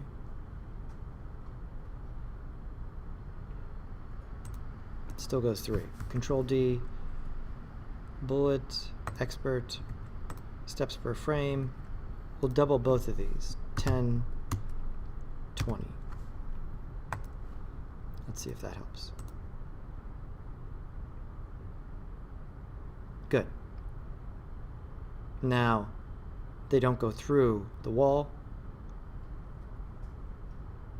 Right? Well, they went through the wall before because, again, you have to calculate subframe stuff in order to do this, right? And so depending on how fast, what if we were shooting the ball at like 1,000 miles an hour? On 1,000 miles an hour, what frame rate are we rendering at? 24 frames per second, almost always, right? And so at something moving at that speed, on frame 1, it would be, or frame 0 would be here. On frame 1, it might be like somewhere over there, right?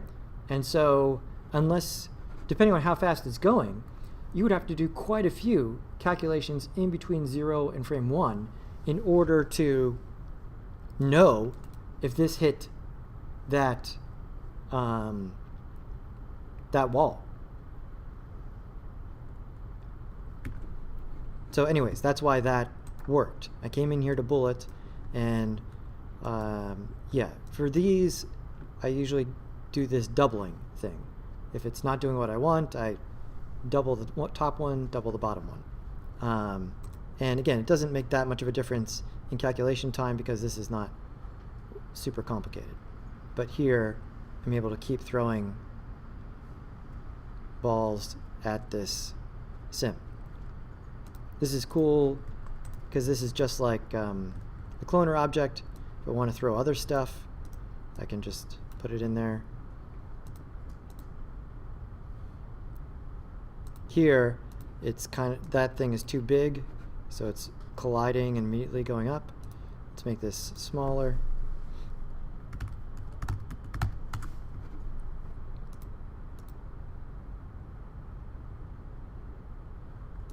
You don't have any tag on the cube or the sphere, it's on the emitter, so how are they behaving differently?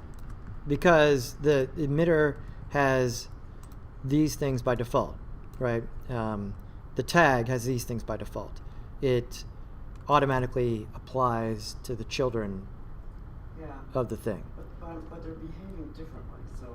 Well, I mean, the shape. The shape of each one is differently. If I wanted them to have individual physical requirements, let's try it here. On the cube, I'll give the cube 0 bounce, and then I'll give the sphere like 50% bounce. I think that'll work. Let's see.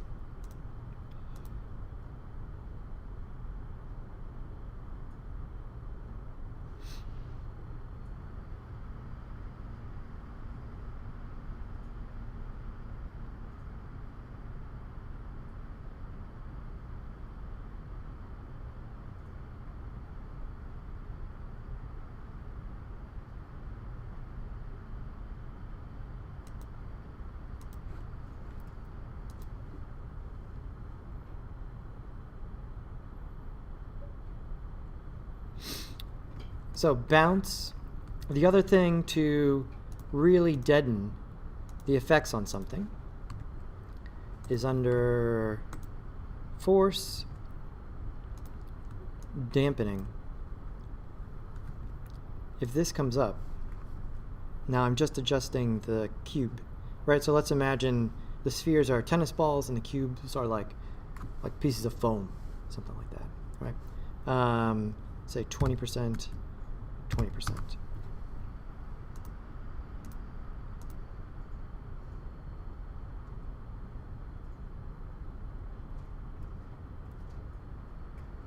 And the bounce is a combination of the object that you're throwing, and then this object also has bounce. So both of these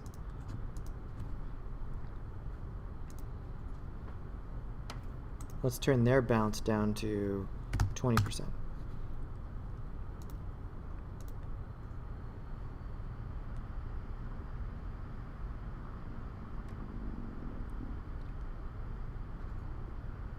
Right, so both things get deadened way more now. Right, so this bounce issue is always a balancing act here, right? Both objects that are hitting each other have bounce that you can adjust. So in order to get our ball to bounce more, now that these objects have less bounce, we probably need to turn that up. What if this was 90?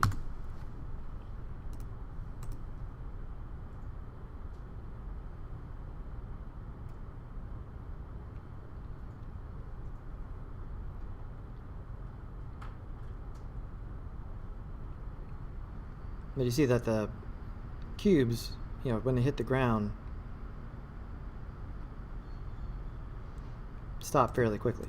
If I turn up this even more, this dampening, let's put it at like 80. You'll see how much it dampens this sim.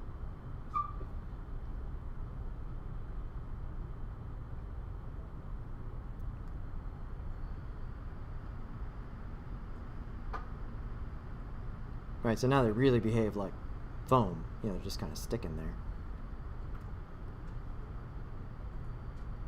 Now, when you're doing this, you need to keep in mind the rate of which you're introducing objects here matters, right? As it would go on in time, you're simulating more and more objects. So again, the emitter rate, if we did 5 per second,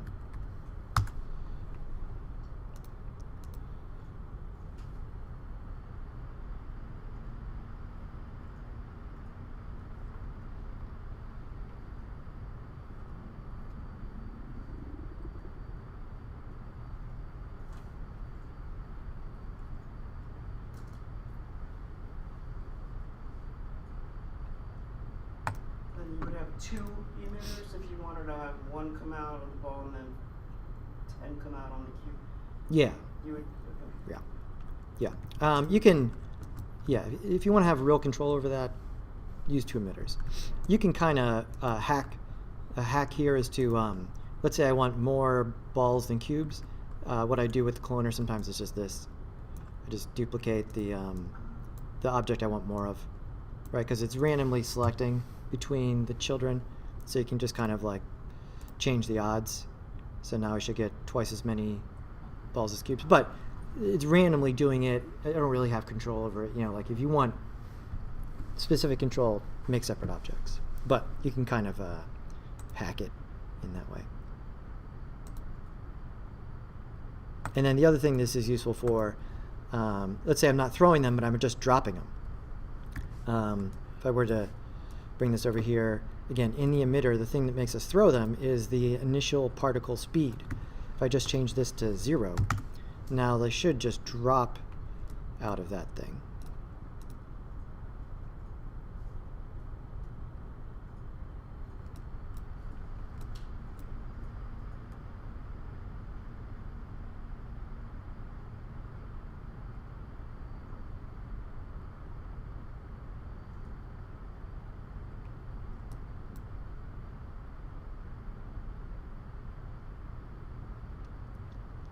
And a cool thing here I've done in the past, which is really interesting, is one more object from here. The tracer traces the motion of objects, which is really interesting when you start talking about physical simulations like this. And so I have the tracer. The thing about the tracer is that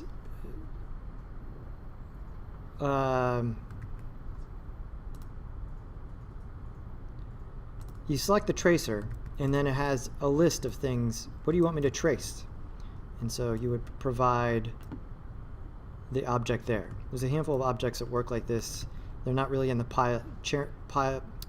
parent-child system, which may just seem like unnecessarily confusing. However, it does make it way more flexible, that you could trace multiple things that aren't in a hierarchy. The hierarchy is great because it's like very visual and easy to build these systems. However, when you want to link things in separate hierarchies, then it can break down. And so this does make sense for this, that is done that way.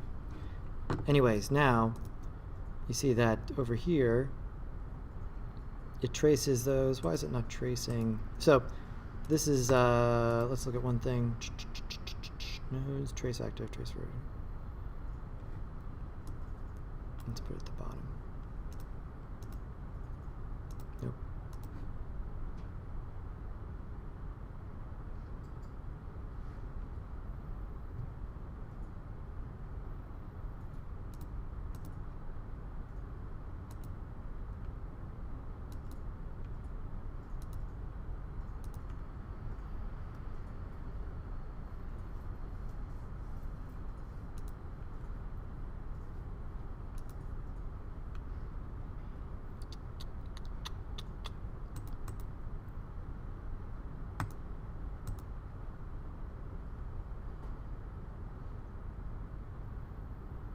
Let me drill down on that. I'll do that again on Wednesday. We'll bake it, and there's a order of operations issue there, which is different than it used to be. I gotta look and see what it is. Yes. Why would you put bounds on the backboard? You changed the bounds. Why would it have any? Everything has a bounce value. Like every physics object has a number there to start off with. So, and the thing I just noticed now, since they changed it, is that the default for the object is 5, but the default for the collider was 100. So yeah, I just adjusted that because those cubes were still bouncing a whole bunch. You made it 0. I don't think so. I made it 20. I don't know. Let's see what it looks like at 0. Yeah, I'm curious.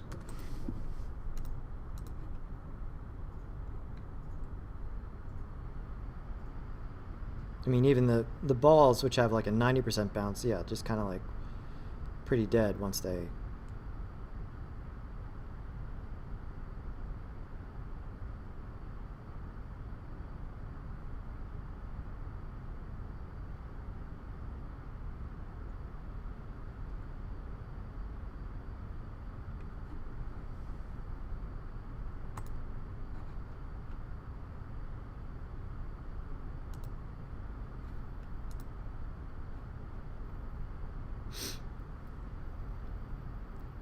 Flavio says, what about explode a Ferrari?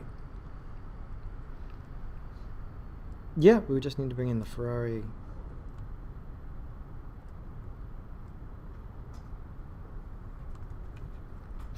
Laser beam.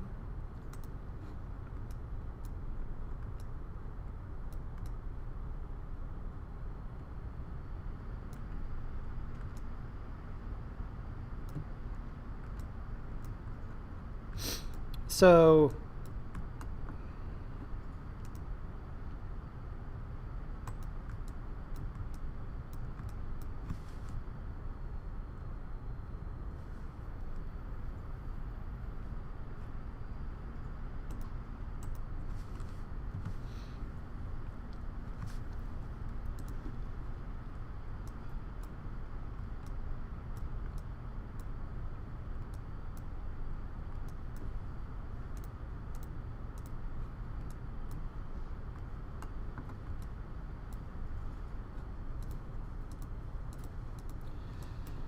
there'd be two things depending on the laser beam. So Star Wars laser beam, where it's like a bullet, like a discrete piece of laser shot out of a thing, right?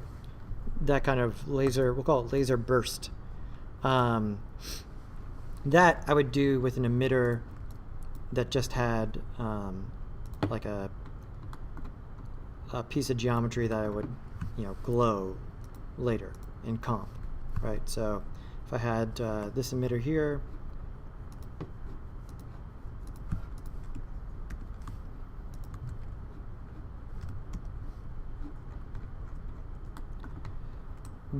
you would not want physics for this, right? Because you just kind of want it to, it's not going to fall down on something.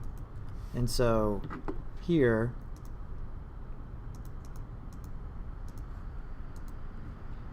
I would just use something like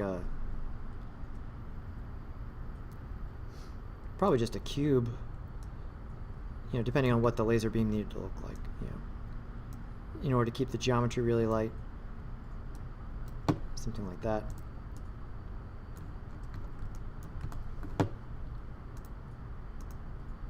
And then the initial speed here,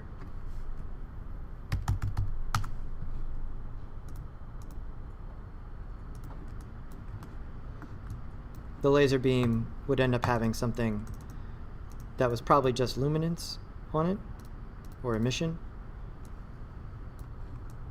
So it looks like that. If we have just one per second, maybe even faster.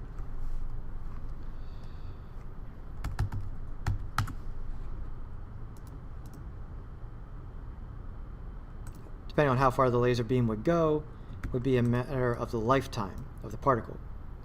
For something this fast, it certainly doesn't need to live for 600 frames, right? It could probably just be, like 10 frames, meaning that it's going to disappear after 10 frames, depending on how far it would need to go in the scene. So once you would do something with this with some motion blur in comp, that's going to give you that Star Wars-ish, because this is just luminance, and so it's just going to look like this white line there.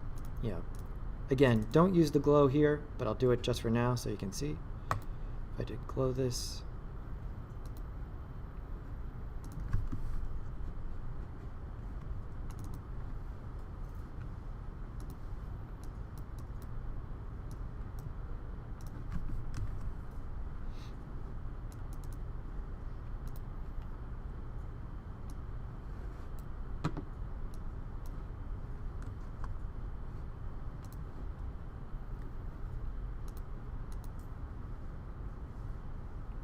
we get Star Wars looking laser beam.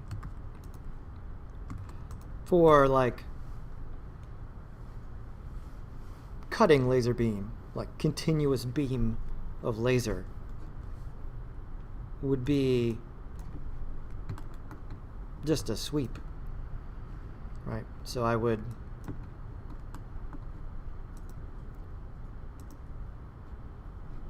have some sort of spline.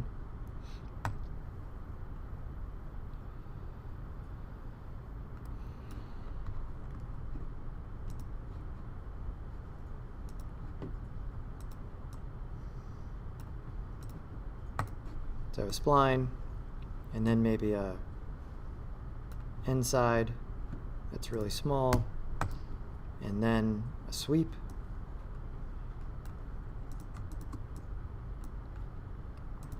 Right, and that gives me this very thin piece of geometry here. Right, this laser beam, and then in the sweep, animating the start growth and end growth would shoot the laser. It would go from the other end, so it'd be like that, right? So I would need to animate end growth, then start growth, right? Because if I did this, that doesn't make any sense. The laser doesn't retreat into the laser device, right? Would be the way to do that. Now, so it's a spline. This is essentially, the laser path here. I would, in a case where this would be a moving thing, where like it's shooting something and one or both objects are moving, then tracer. So this would be a good option for the tracer. This is the laser shooter. This is the target. And so here, I just have two nulls. That's all I made, right? So here's the thing that's going to shoot the laser. Here's the target. And I grab the tracer object. And the tracer object can do the thing where it traces a path. It can also do a thing where it connects objects. And so I put both of these things in there.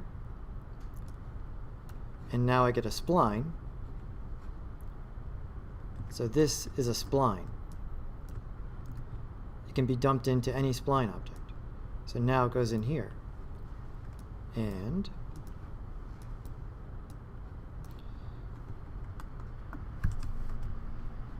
let's make it thicker so we can see what we're doing. There it is.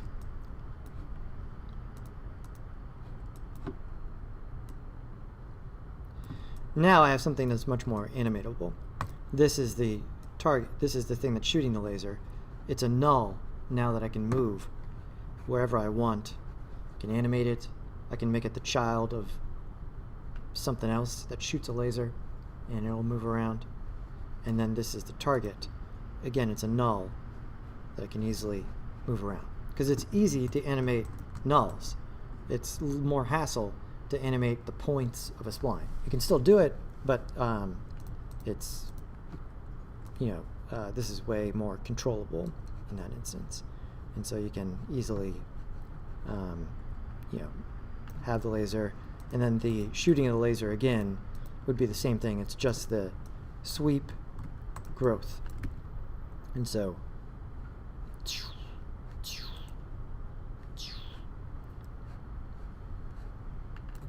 right, so it would be something like here to here, and then here to there. Right.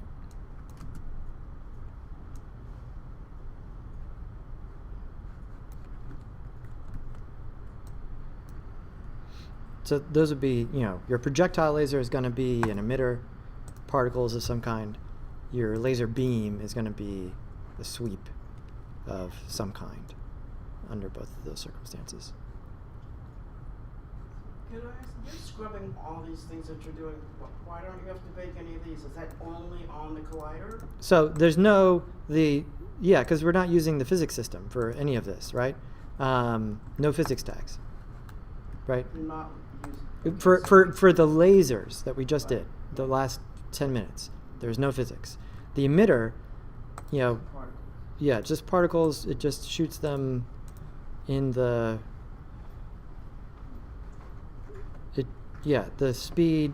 The emitter kind of has its own physics stuff ish here, right? The speed of these things and so on and so forth, but it's not going to hit anything unless you bring it into the system, right?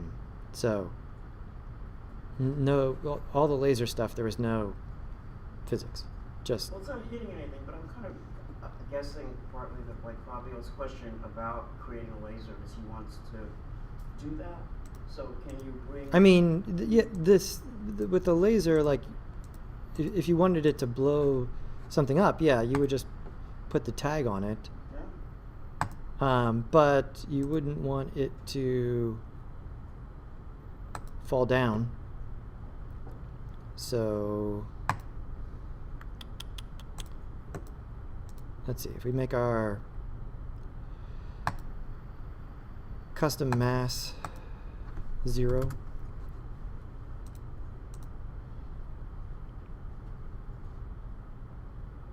there we go. It's not falling at all. Now if we want to blow something up,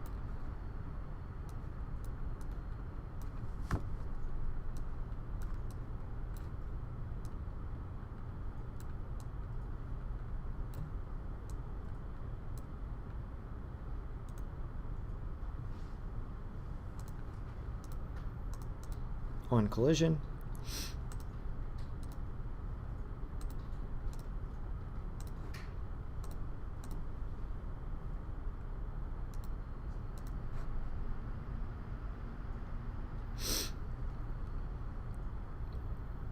not triggering on collision because we made it 0 mass. So let's come back, and if we don't want it to fall, let's leave this alone and just go to our settings and turn off gravity.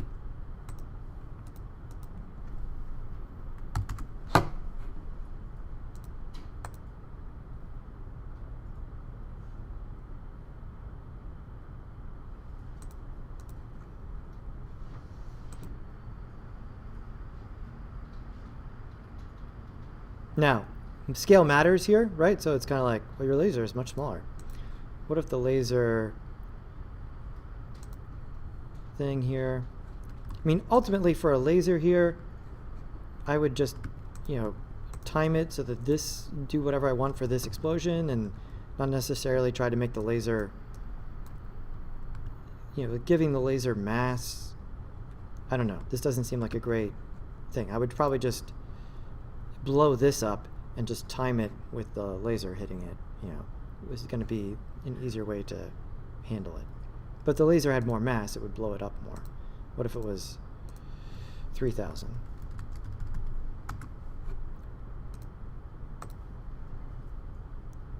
Right, we get way more bang for, pun intended, bang for your buck here.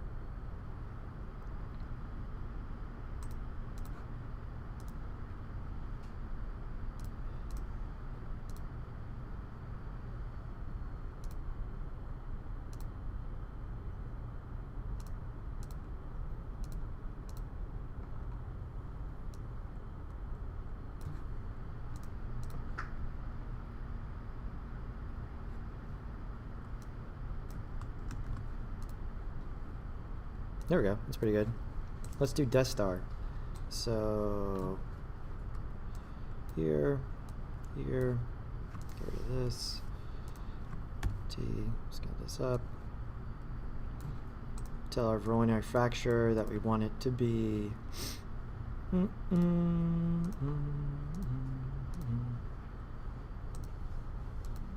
just the shell. Right, so hull only. Give it some sort of thickness.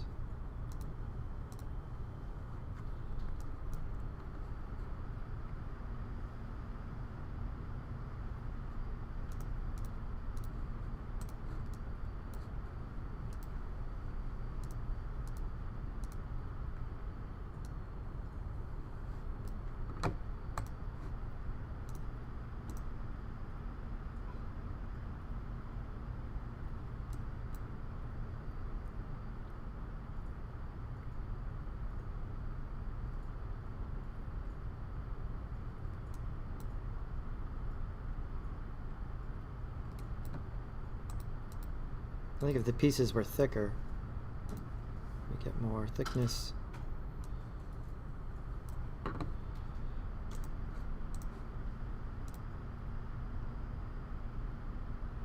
That's cooler.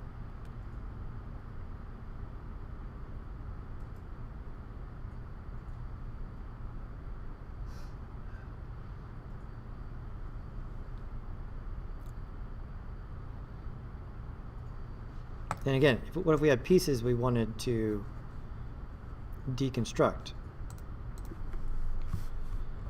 like we did for the other stuff?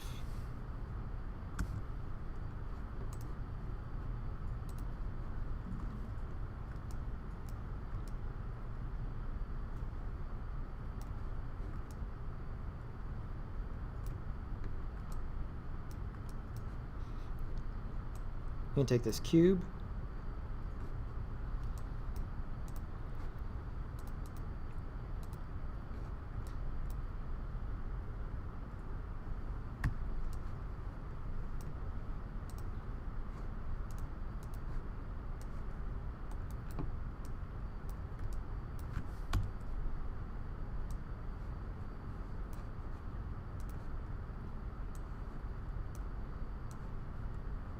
Right, so both worlds now. What if we have a thing that has multiple pieces that all need to get shattered?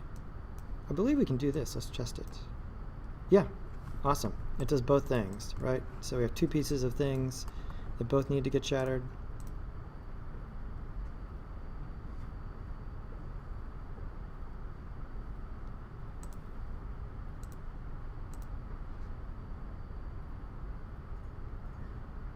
And since this has so many pieces, we get that rippling effect of the laser shooting it.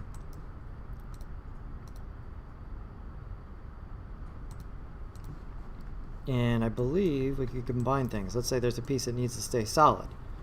Our fracture situation.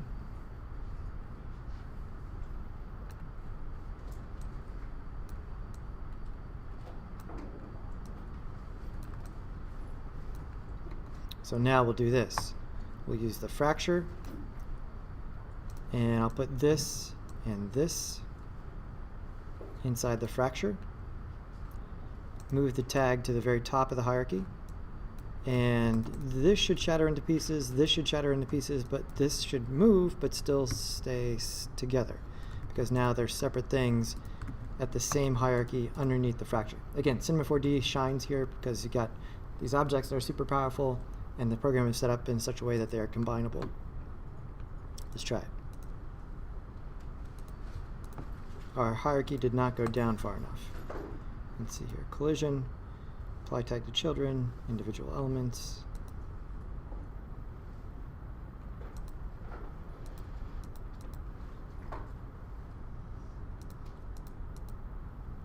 Let's say second level.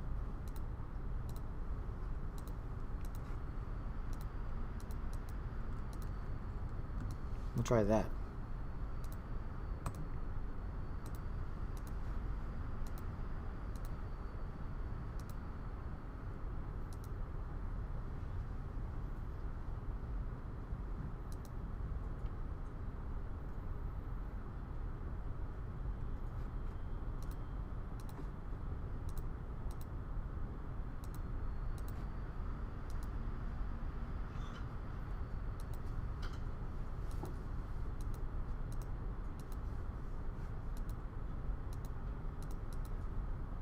That looks good.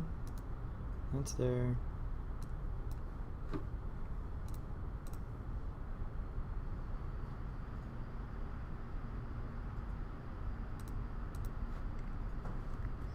There we go. That gives it to us. I guess we don't even need the fracture in that instance. Let's see. Do we?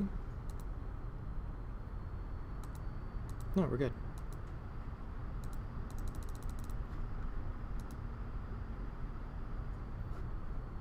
I don't know why the ring doesn't reset. No, there it did. There must be a button now for rewind simulation.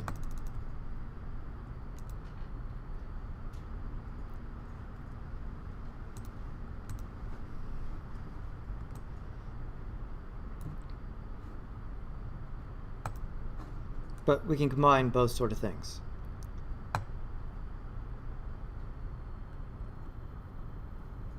Yeah. I mean, those are the three things that would cover most of the situations here, right? So cloner, we're doing the same sort of thing. Dominoes, blocks.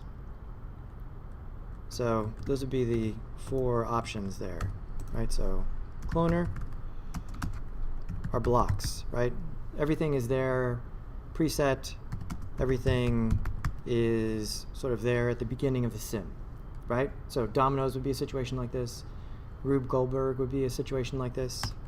The fracture would mean that, you know, it's a multi-part thing. Each part is different, right? So like the car.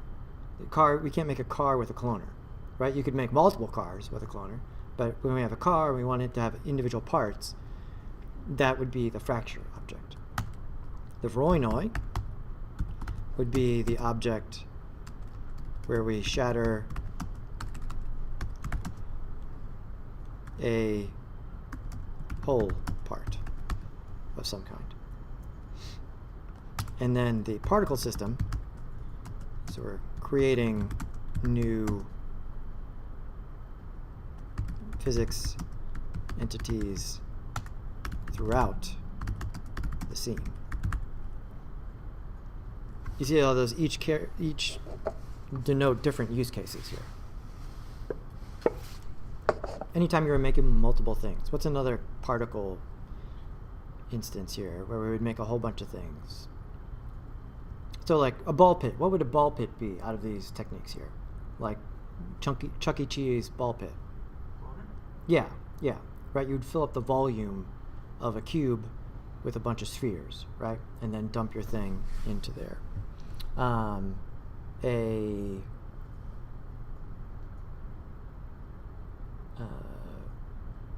Yeah, just because I'm thinking of Chuck E. Cheese right now, like, yeah, you win the nomination for president, and they have all those balloons up at the top, and then all of a sudden they let them all go at the same time. That would also be cloner, right? Where they have them all there, and then they're released, right? But what's that? So on that one, they're going up. Is that where you use gravity, or how are you going to make your objects go up? Yeah, reverse the gravity, right? That's so it. That's it. Okay. Yeah. Yeah, if I got playing with that volcano thing and I couldn't. I Try gravity. Well, the balloon just keeps going up, right? So, you know, if I put the, yeah, so if you're making more balloons, the thing that makes the balloon go up is the tag, right? Now, if you want all the balloons there at the beginning, then you'd use cloner. If you want to create balloons, you'd use a particle system, right? So here, gravity, negative 200 on this system is going to make the balloon go up. If we put that in a particle emitter, and we tell the particle emitter that we check that box, show objects. Now, here we have a thing where they are being emitted, and they're being emitted so fast that they overlap each other, so it doesn't look like balloons. So you need to do two things. Either make the balloon smaller, or just emit less of them so they don't overlap. We'll just turn it down to 1, and we'll make the balloon smaller, kind of like this. And now we should get them not overlapping.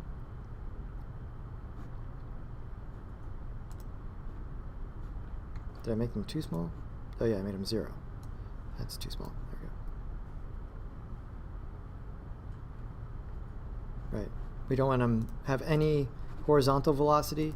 Emitter speed 0.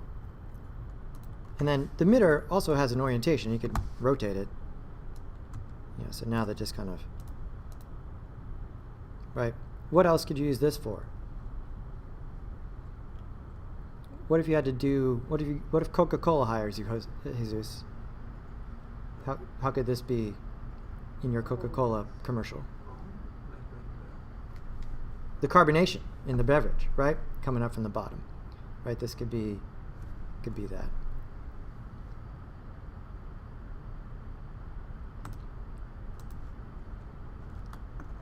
And the ball pit would be, this.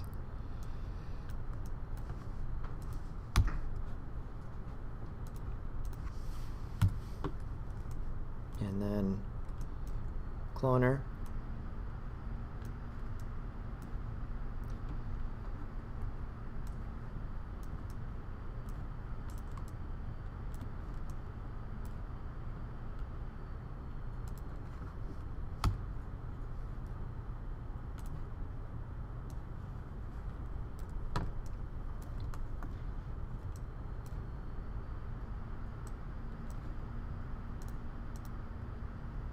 Yeah, they're all still going up. Control D, gravity.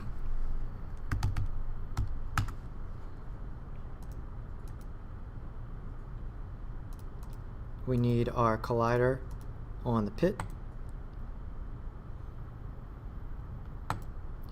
In this case, let's try this. Oh cool, that's better. You would usually have to do something else with that. Now it figures out it's hollow, right? So there, it's not much of a ball pit. It's more like just one package of balls. So we go to the cloner. If we turn this up, we don't want it to go per step. We go endpoint.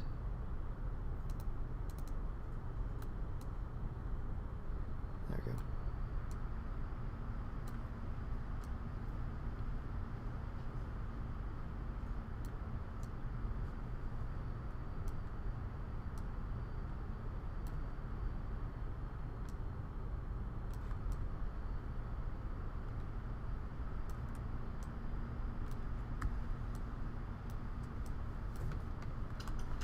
And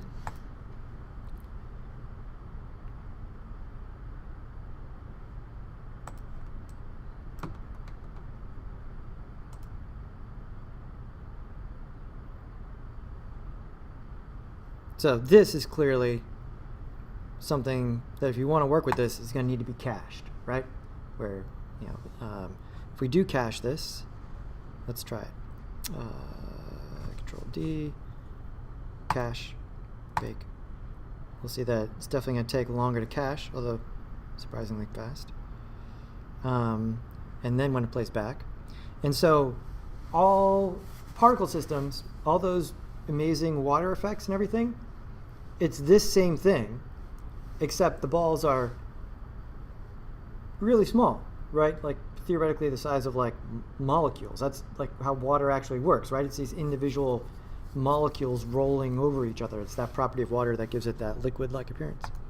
So now it's cached, and so now it plays back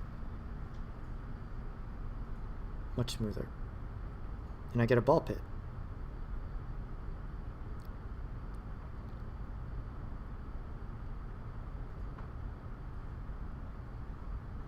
I'm sorry, I really don't see how you didn't condense them with the y-axis of the cloner, right? You did that with the what? The thing that smushed him down into the pit?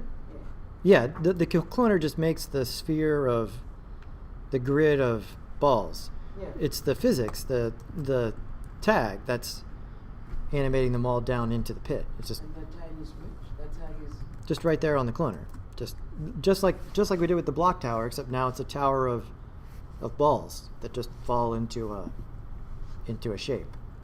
You know. This is the physics simulation. Yeah, the sim is the cloners. All the cloner is doing is giving me a whole bunch to start off with. I know, but but the sim is what? The sim is what? The emitter that's giving you. No, the emitter was just doing the whatever I did before. What did I just do before this? The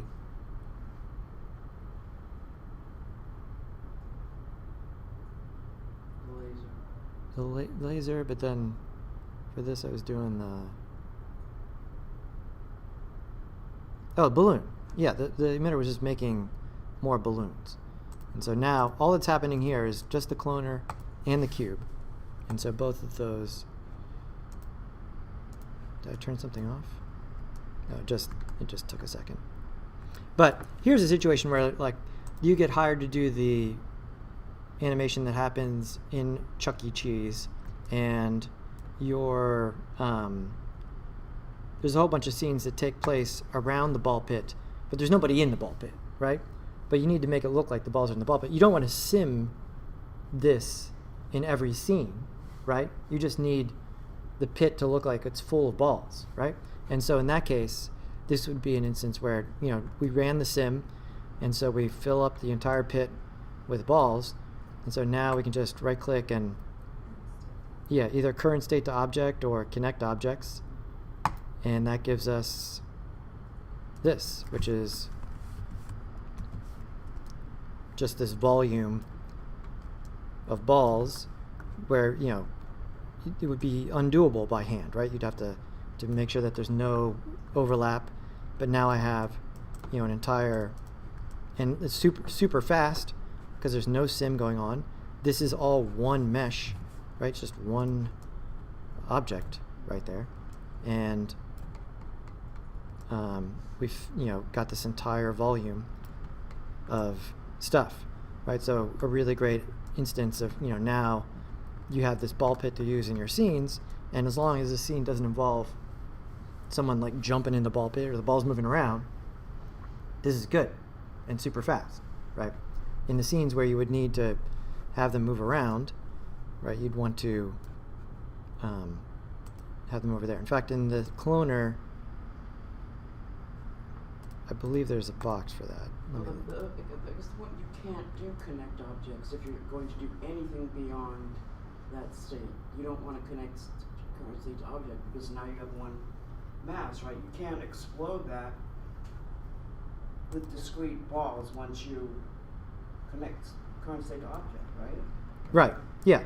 But in like a lot of instances, we're using the physics to just make a thing that is a static thing, like the piles of rubble, piles of stuff, right? Like this is making a pile of like 3 things by hand is a piece of cake, but like making a pile of 1,000 things, right. This is the way to go. It's a tool for the art, right? It's Yeah. a tool for the art.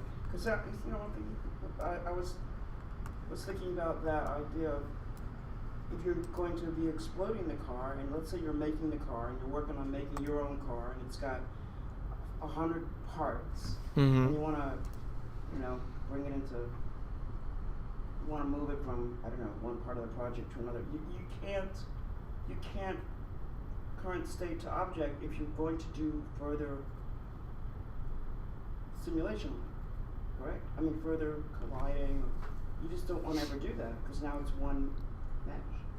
There are some cases where current state to object is useful, and other places where you don't need it. There are some times where you need to keep things as separate parts. There are times where you need to fuse it together because it's going to stay that way. If you need to do any further editing, then you keep it separate. It's just So it's really because the question came into everything I was trying to think about what I wanted to create. There's the art direction, the knowledge of what's going to happen. I can't be going along and working on a scene or something, I don't know, say a mine cover or some piece of equipment, and all of a sudden I realize, oh, you know what, I need that to explode, but it's already connected. So I have to at least save a copy of it, save it and hide it or something. is so important. It's like when you connect, when you do current state to object, it's really important to know way back in the beginning. You have to know, you have to at least storyboard out in your mind what you're going to do with it. Yeah, there are times where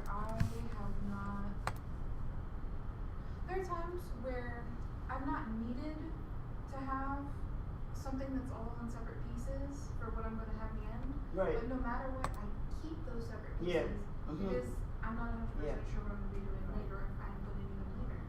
It doesn't hurt to keep one like that until I'm done with that project. Once I'm done with that project, I'm not going to go back to it. I can get rid of one of those backups. Right. But Because like if I as want to I'm do, working, I keep a working version of whatever I'm working on. well, what about all those things that are like the marketplace, Unity Marketplace, all those objects? People don't want you to take them apart. Like they're kind of baked to they're baked to one object when you There are export tools that let you like explode things. Like I think this has something called explode, isn't it? Explode. I'm looking for that. It's called explode on splines, but I forget what the command is on geometry. You see what I'm getting at, right? Because if I want to do landscapes or environments for gaming, and I don't want to do a game, but I just want to do environments, people are going to want to do things to it. Yeah, I mean there are tools. All different programs have certain tools that work for what you want them to do. You know, Unity would probably have a script or something like that. If it doesn't, then sometimes you just gotta look at it, make your own, look at it manually, whatever. Like you find ways to get what you need done. Sometimes there's an easier way to get it done, and someone's already come up with a solution, and sometimes there's a hard way, and you just gotta do it by yourself. Well, I just need to keep parts like before. Yeah, that's what. Which is pretty much what we do. Like kit bash sets are really awesome. Yeah.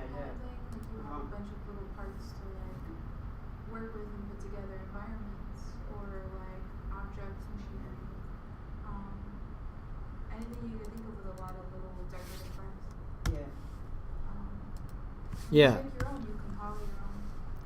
Okay, so the fracture object does that. Yeah. So I've got this. Someone handed me this, where they're like, you don't need to sim this. I already simmed it for you. And then the art director comes back and says like, oh no, we want the character to jump in at the end. Right. And you already paid your subcontractor. So I'm just gonna delete some of this stuff to make it faster.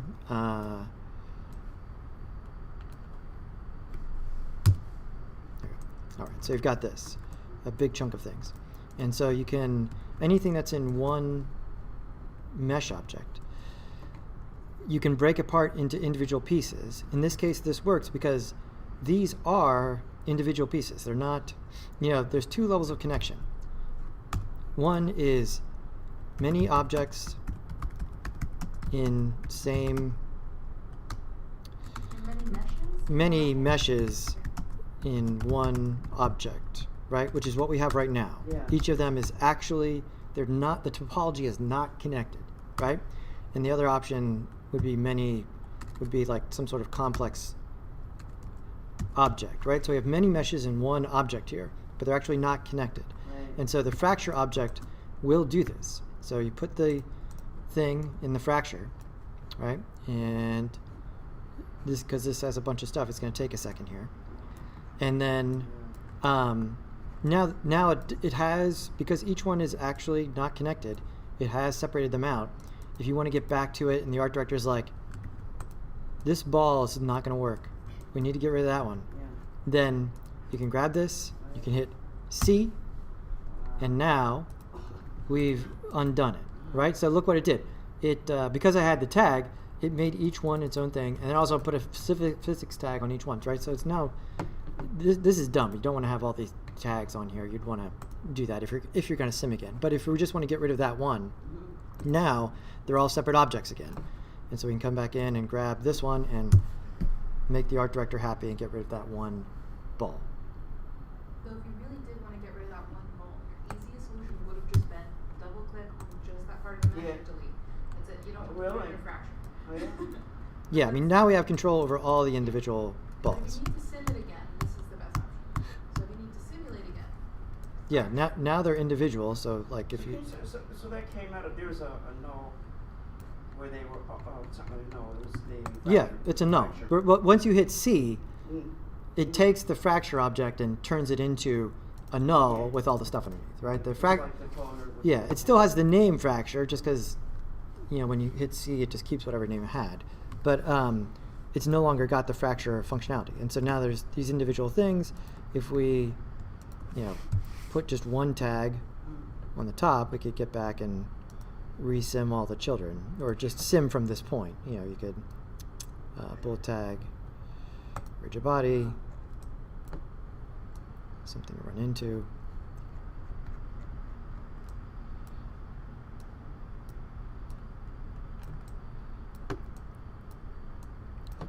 Collider, and that should work, I think. It'll be slow.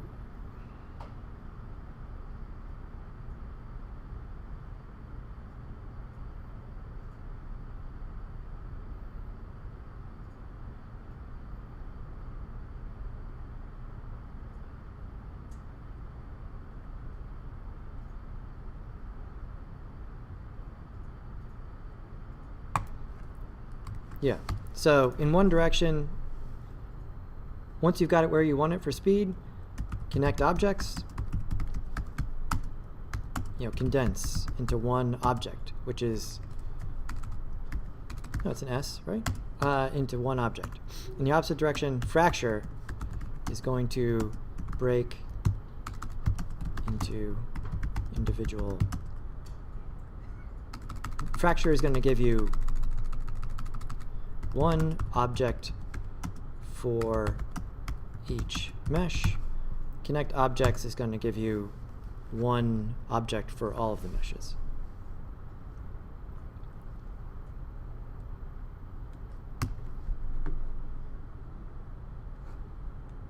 So yeah, within C4D you can definitely go back and forth. Now, fracture would not work if they were connected. or fused using something like the volume measure or something like that. Yeah. So like if you use something like volume measure right after you put it, like connect objects, and then you throw it in a volume measure, and it fuses everything, Yeah. then you can't fracture Right. the print. Right, So right, okay. certain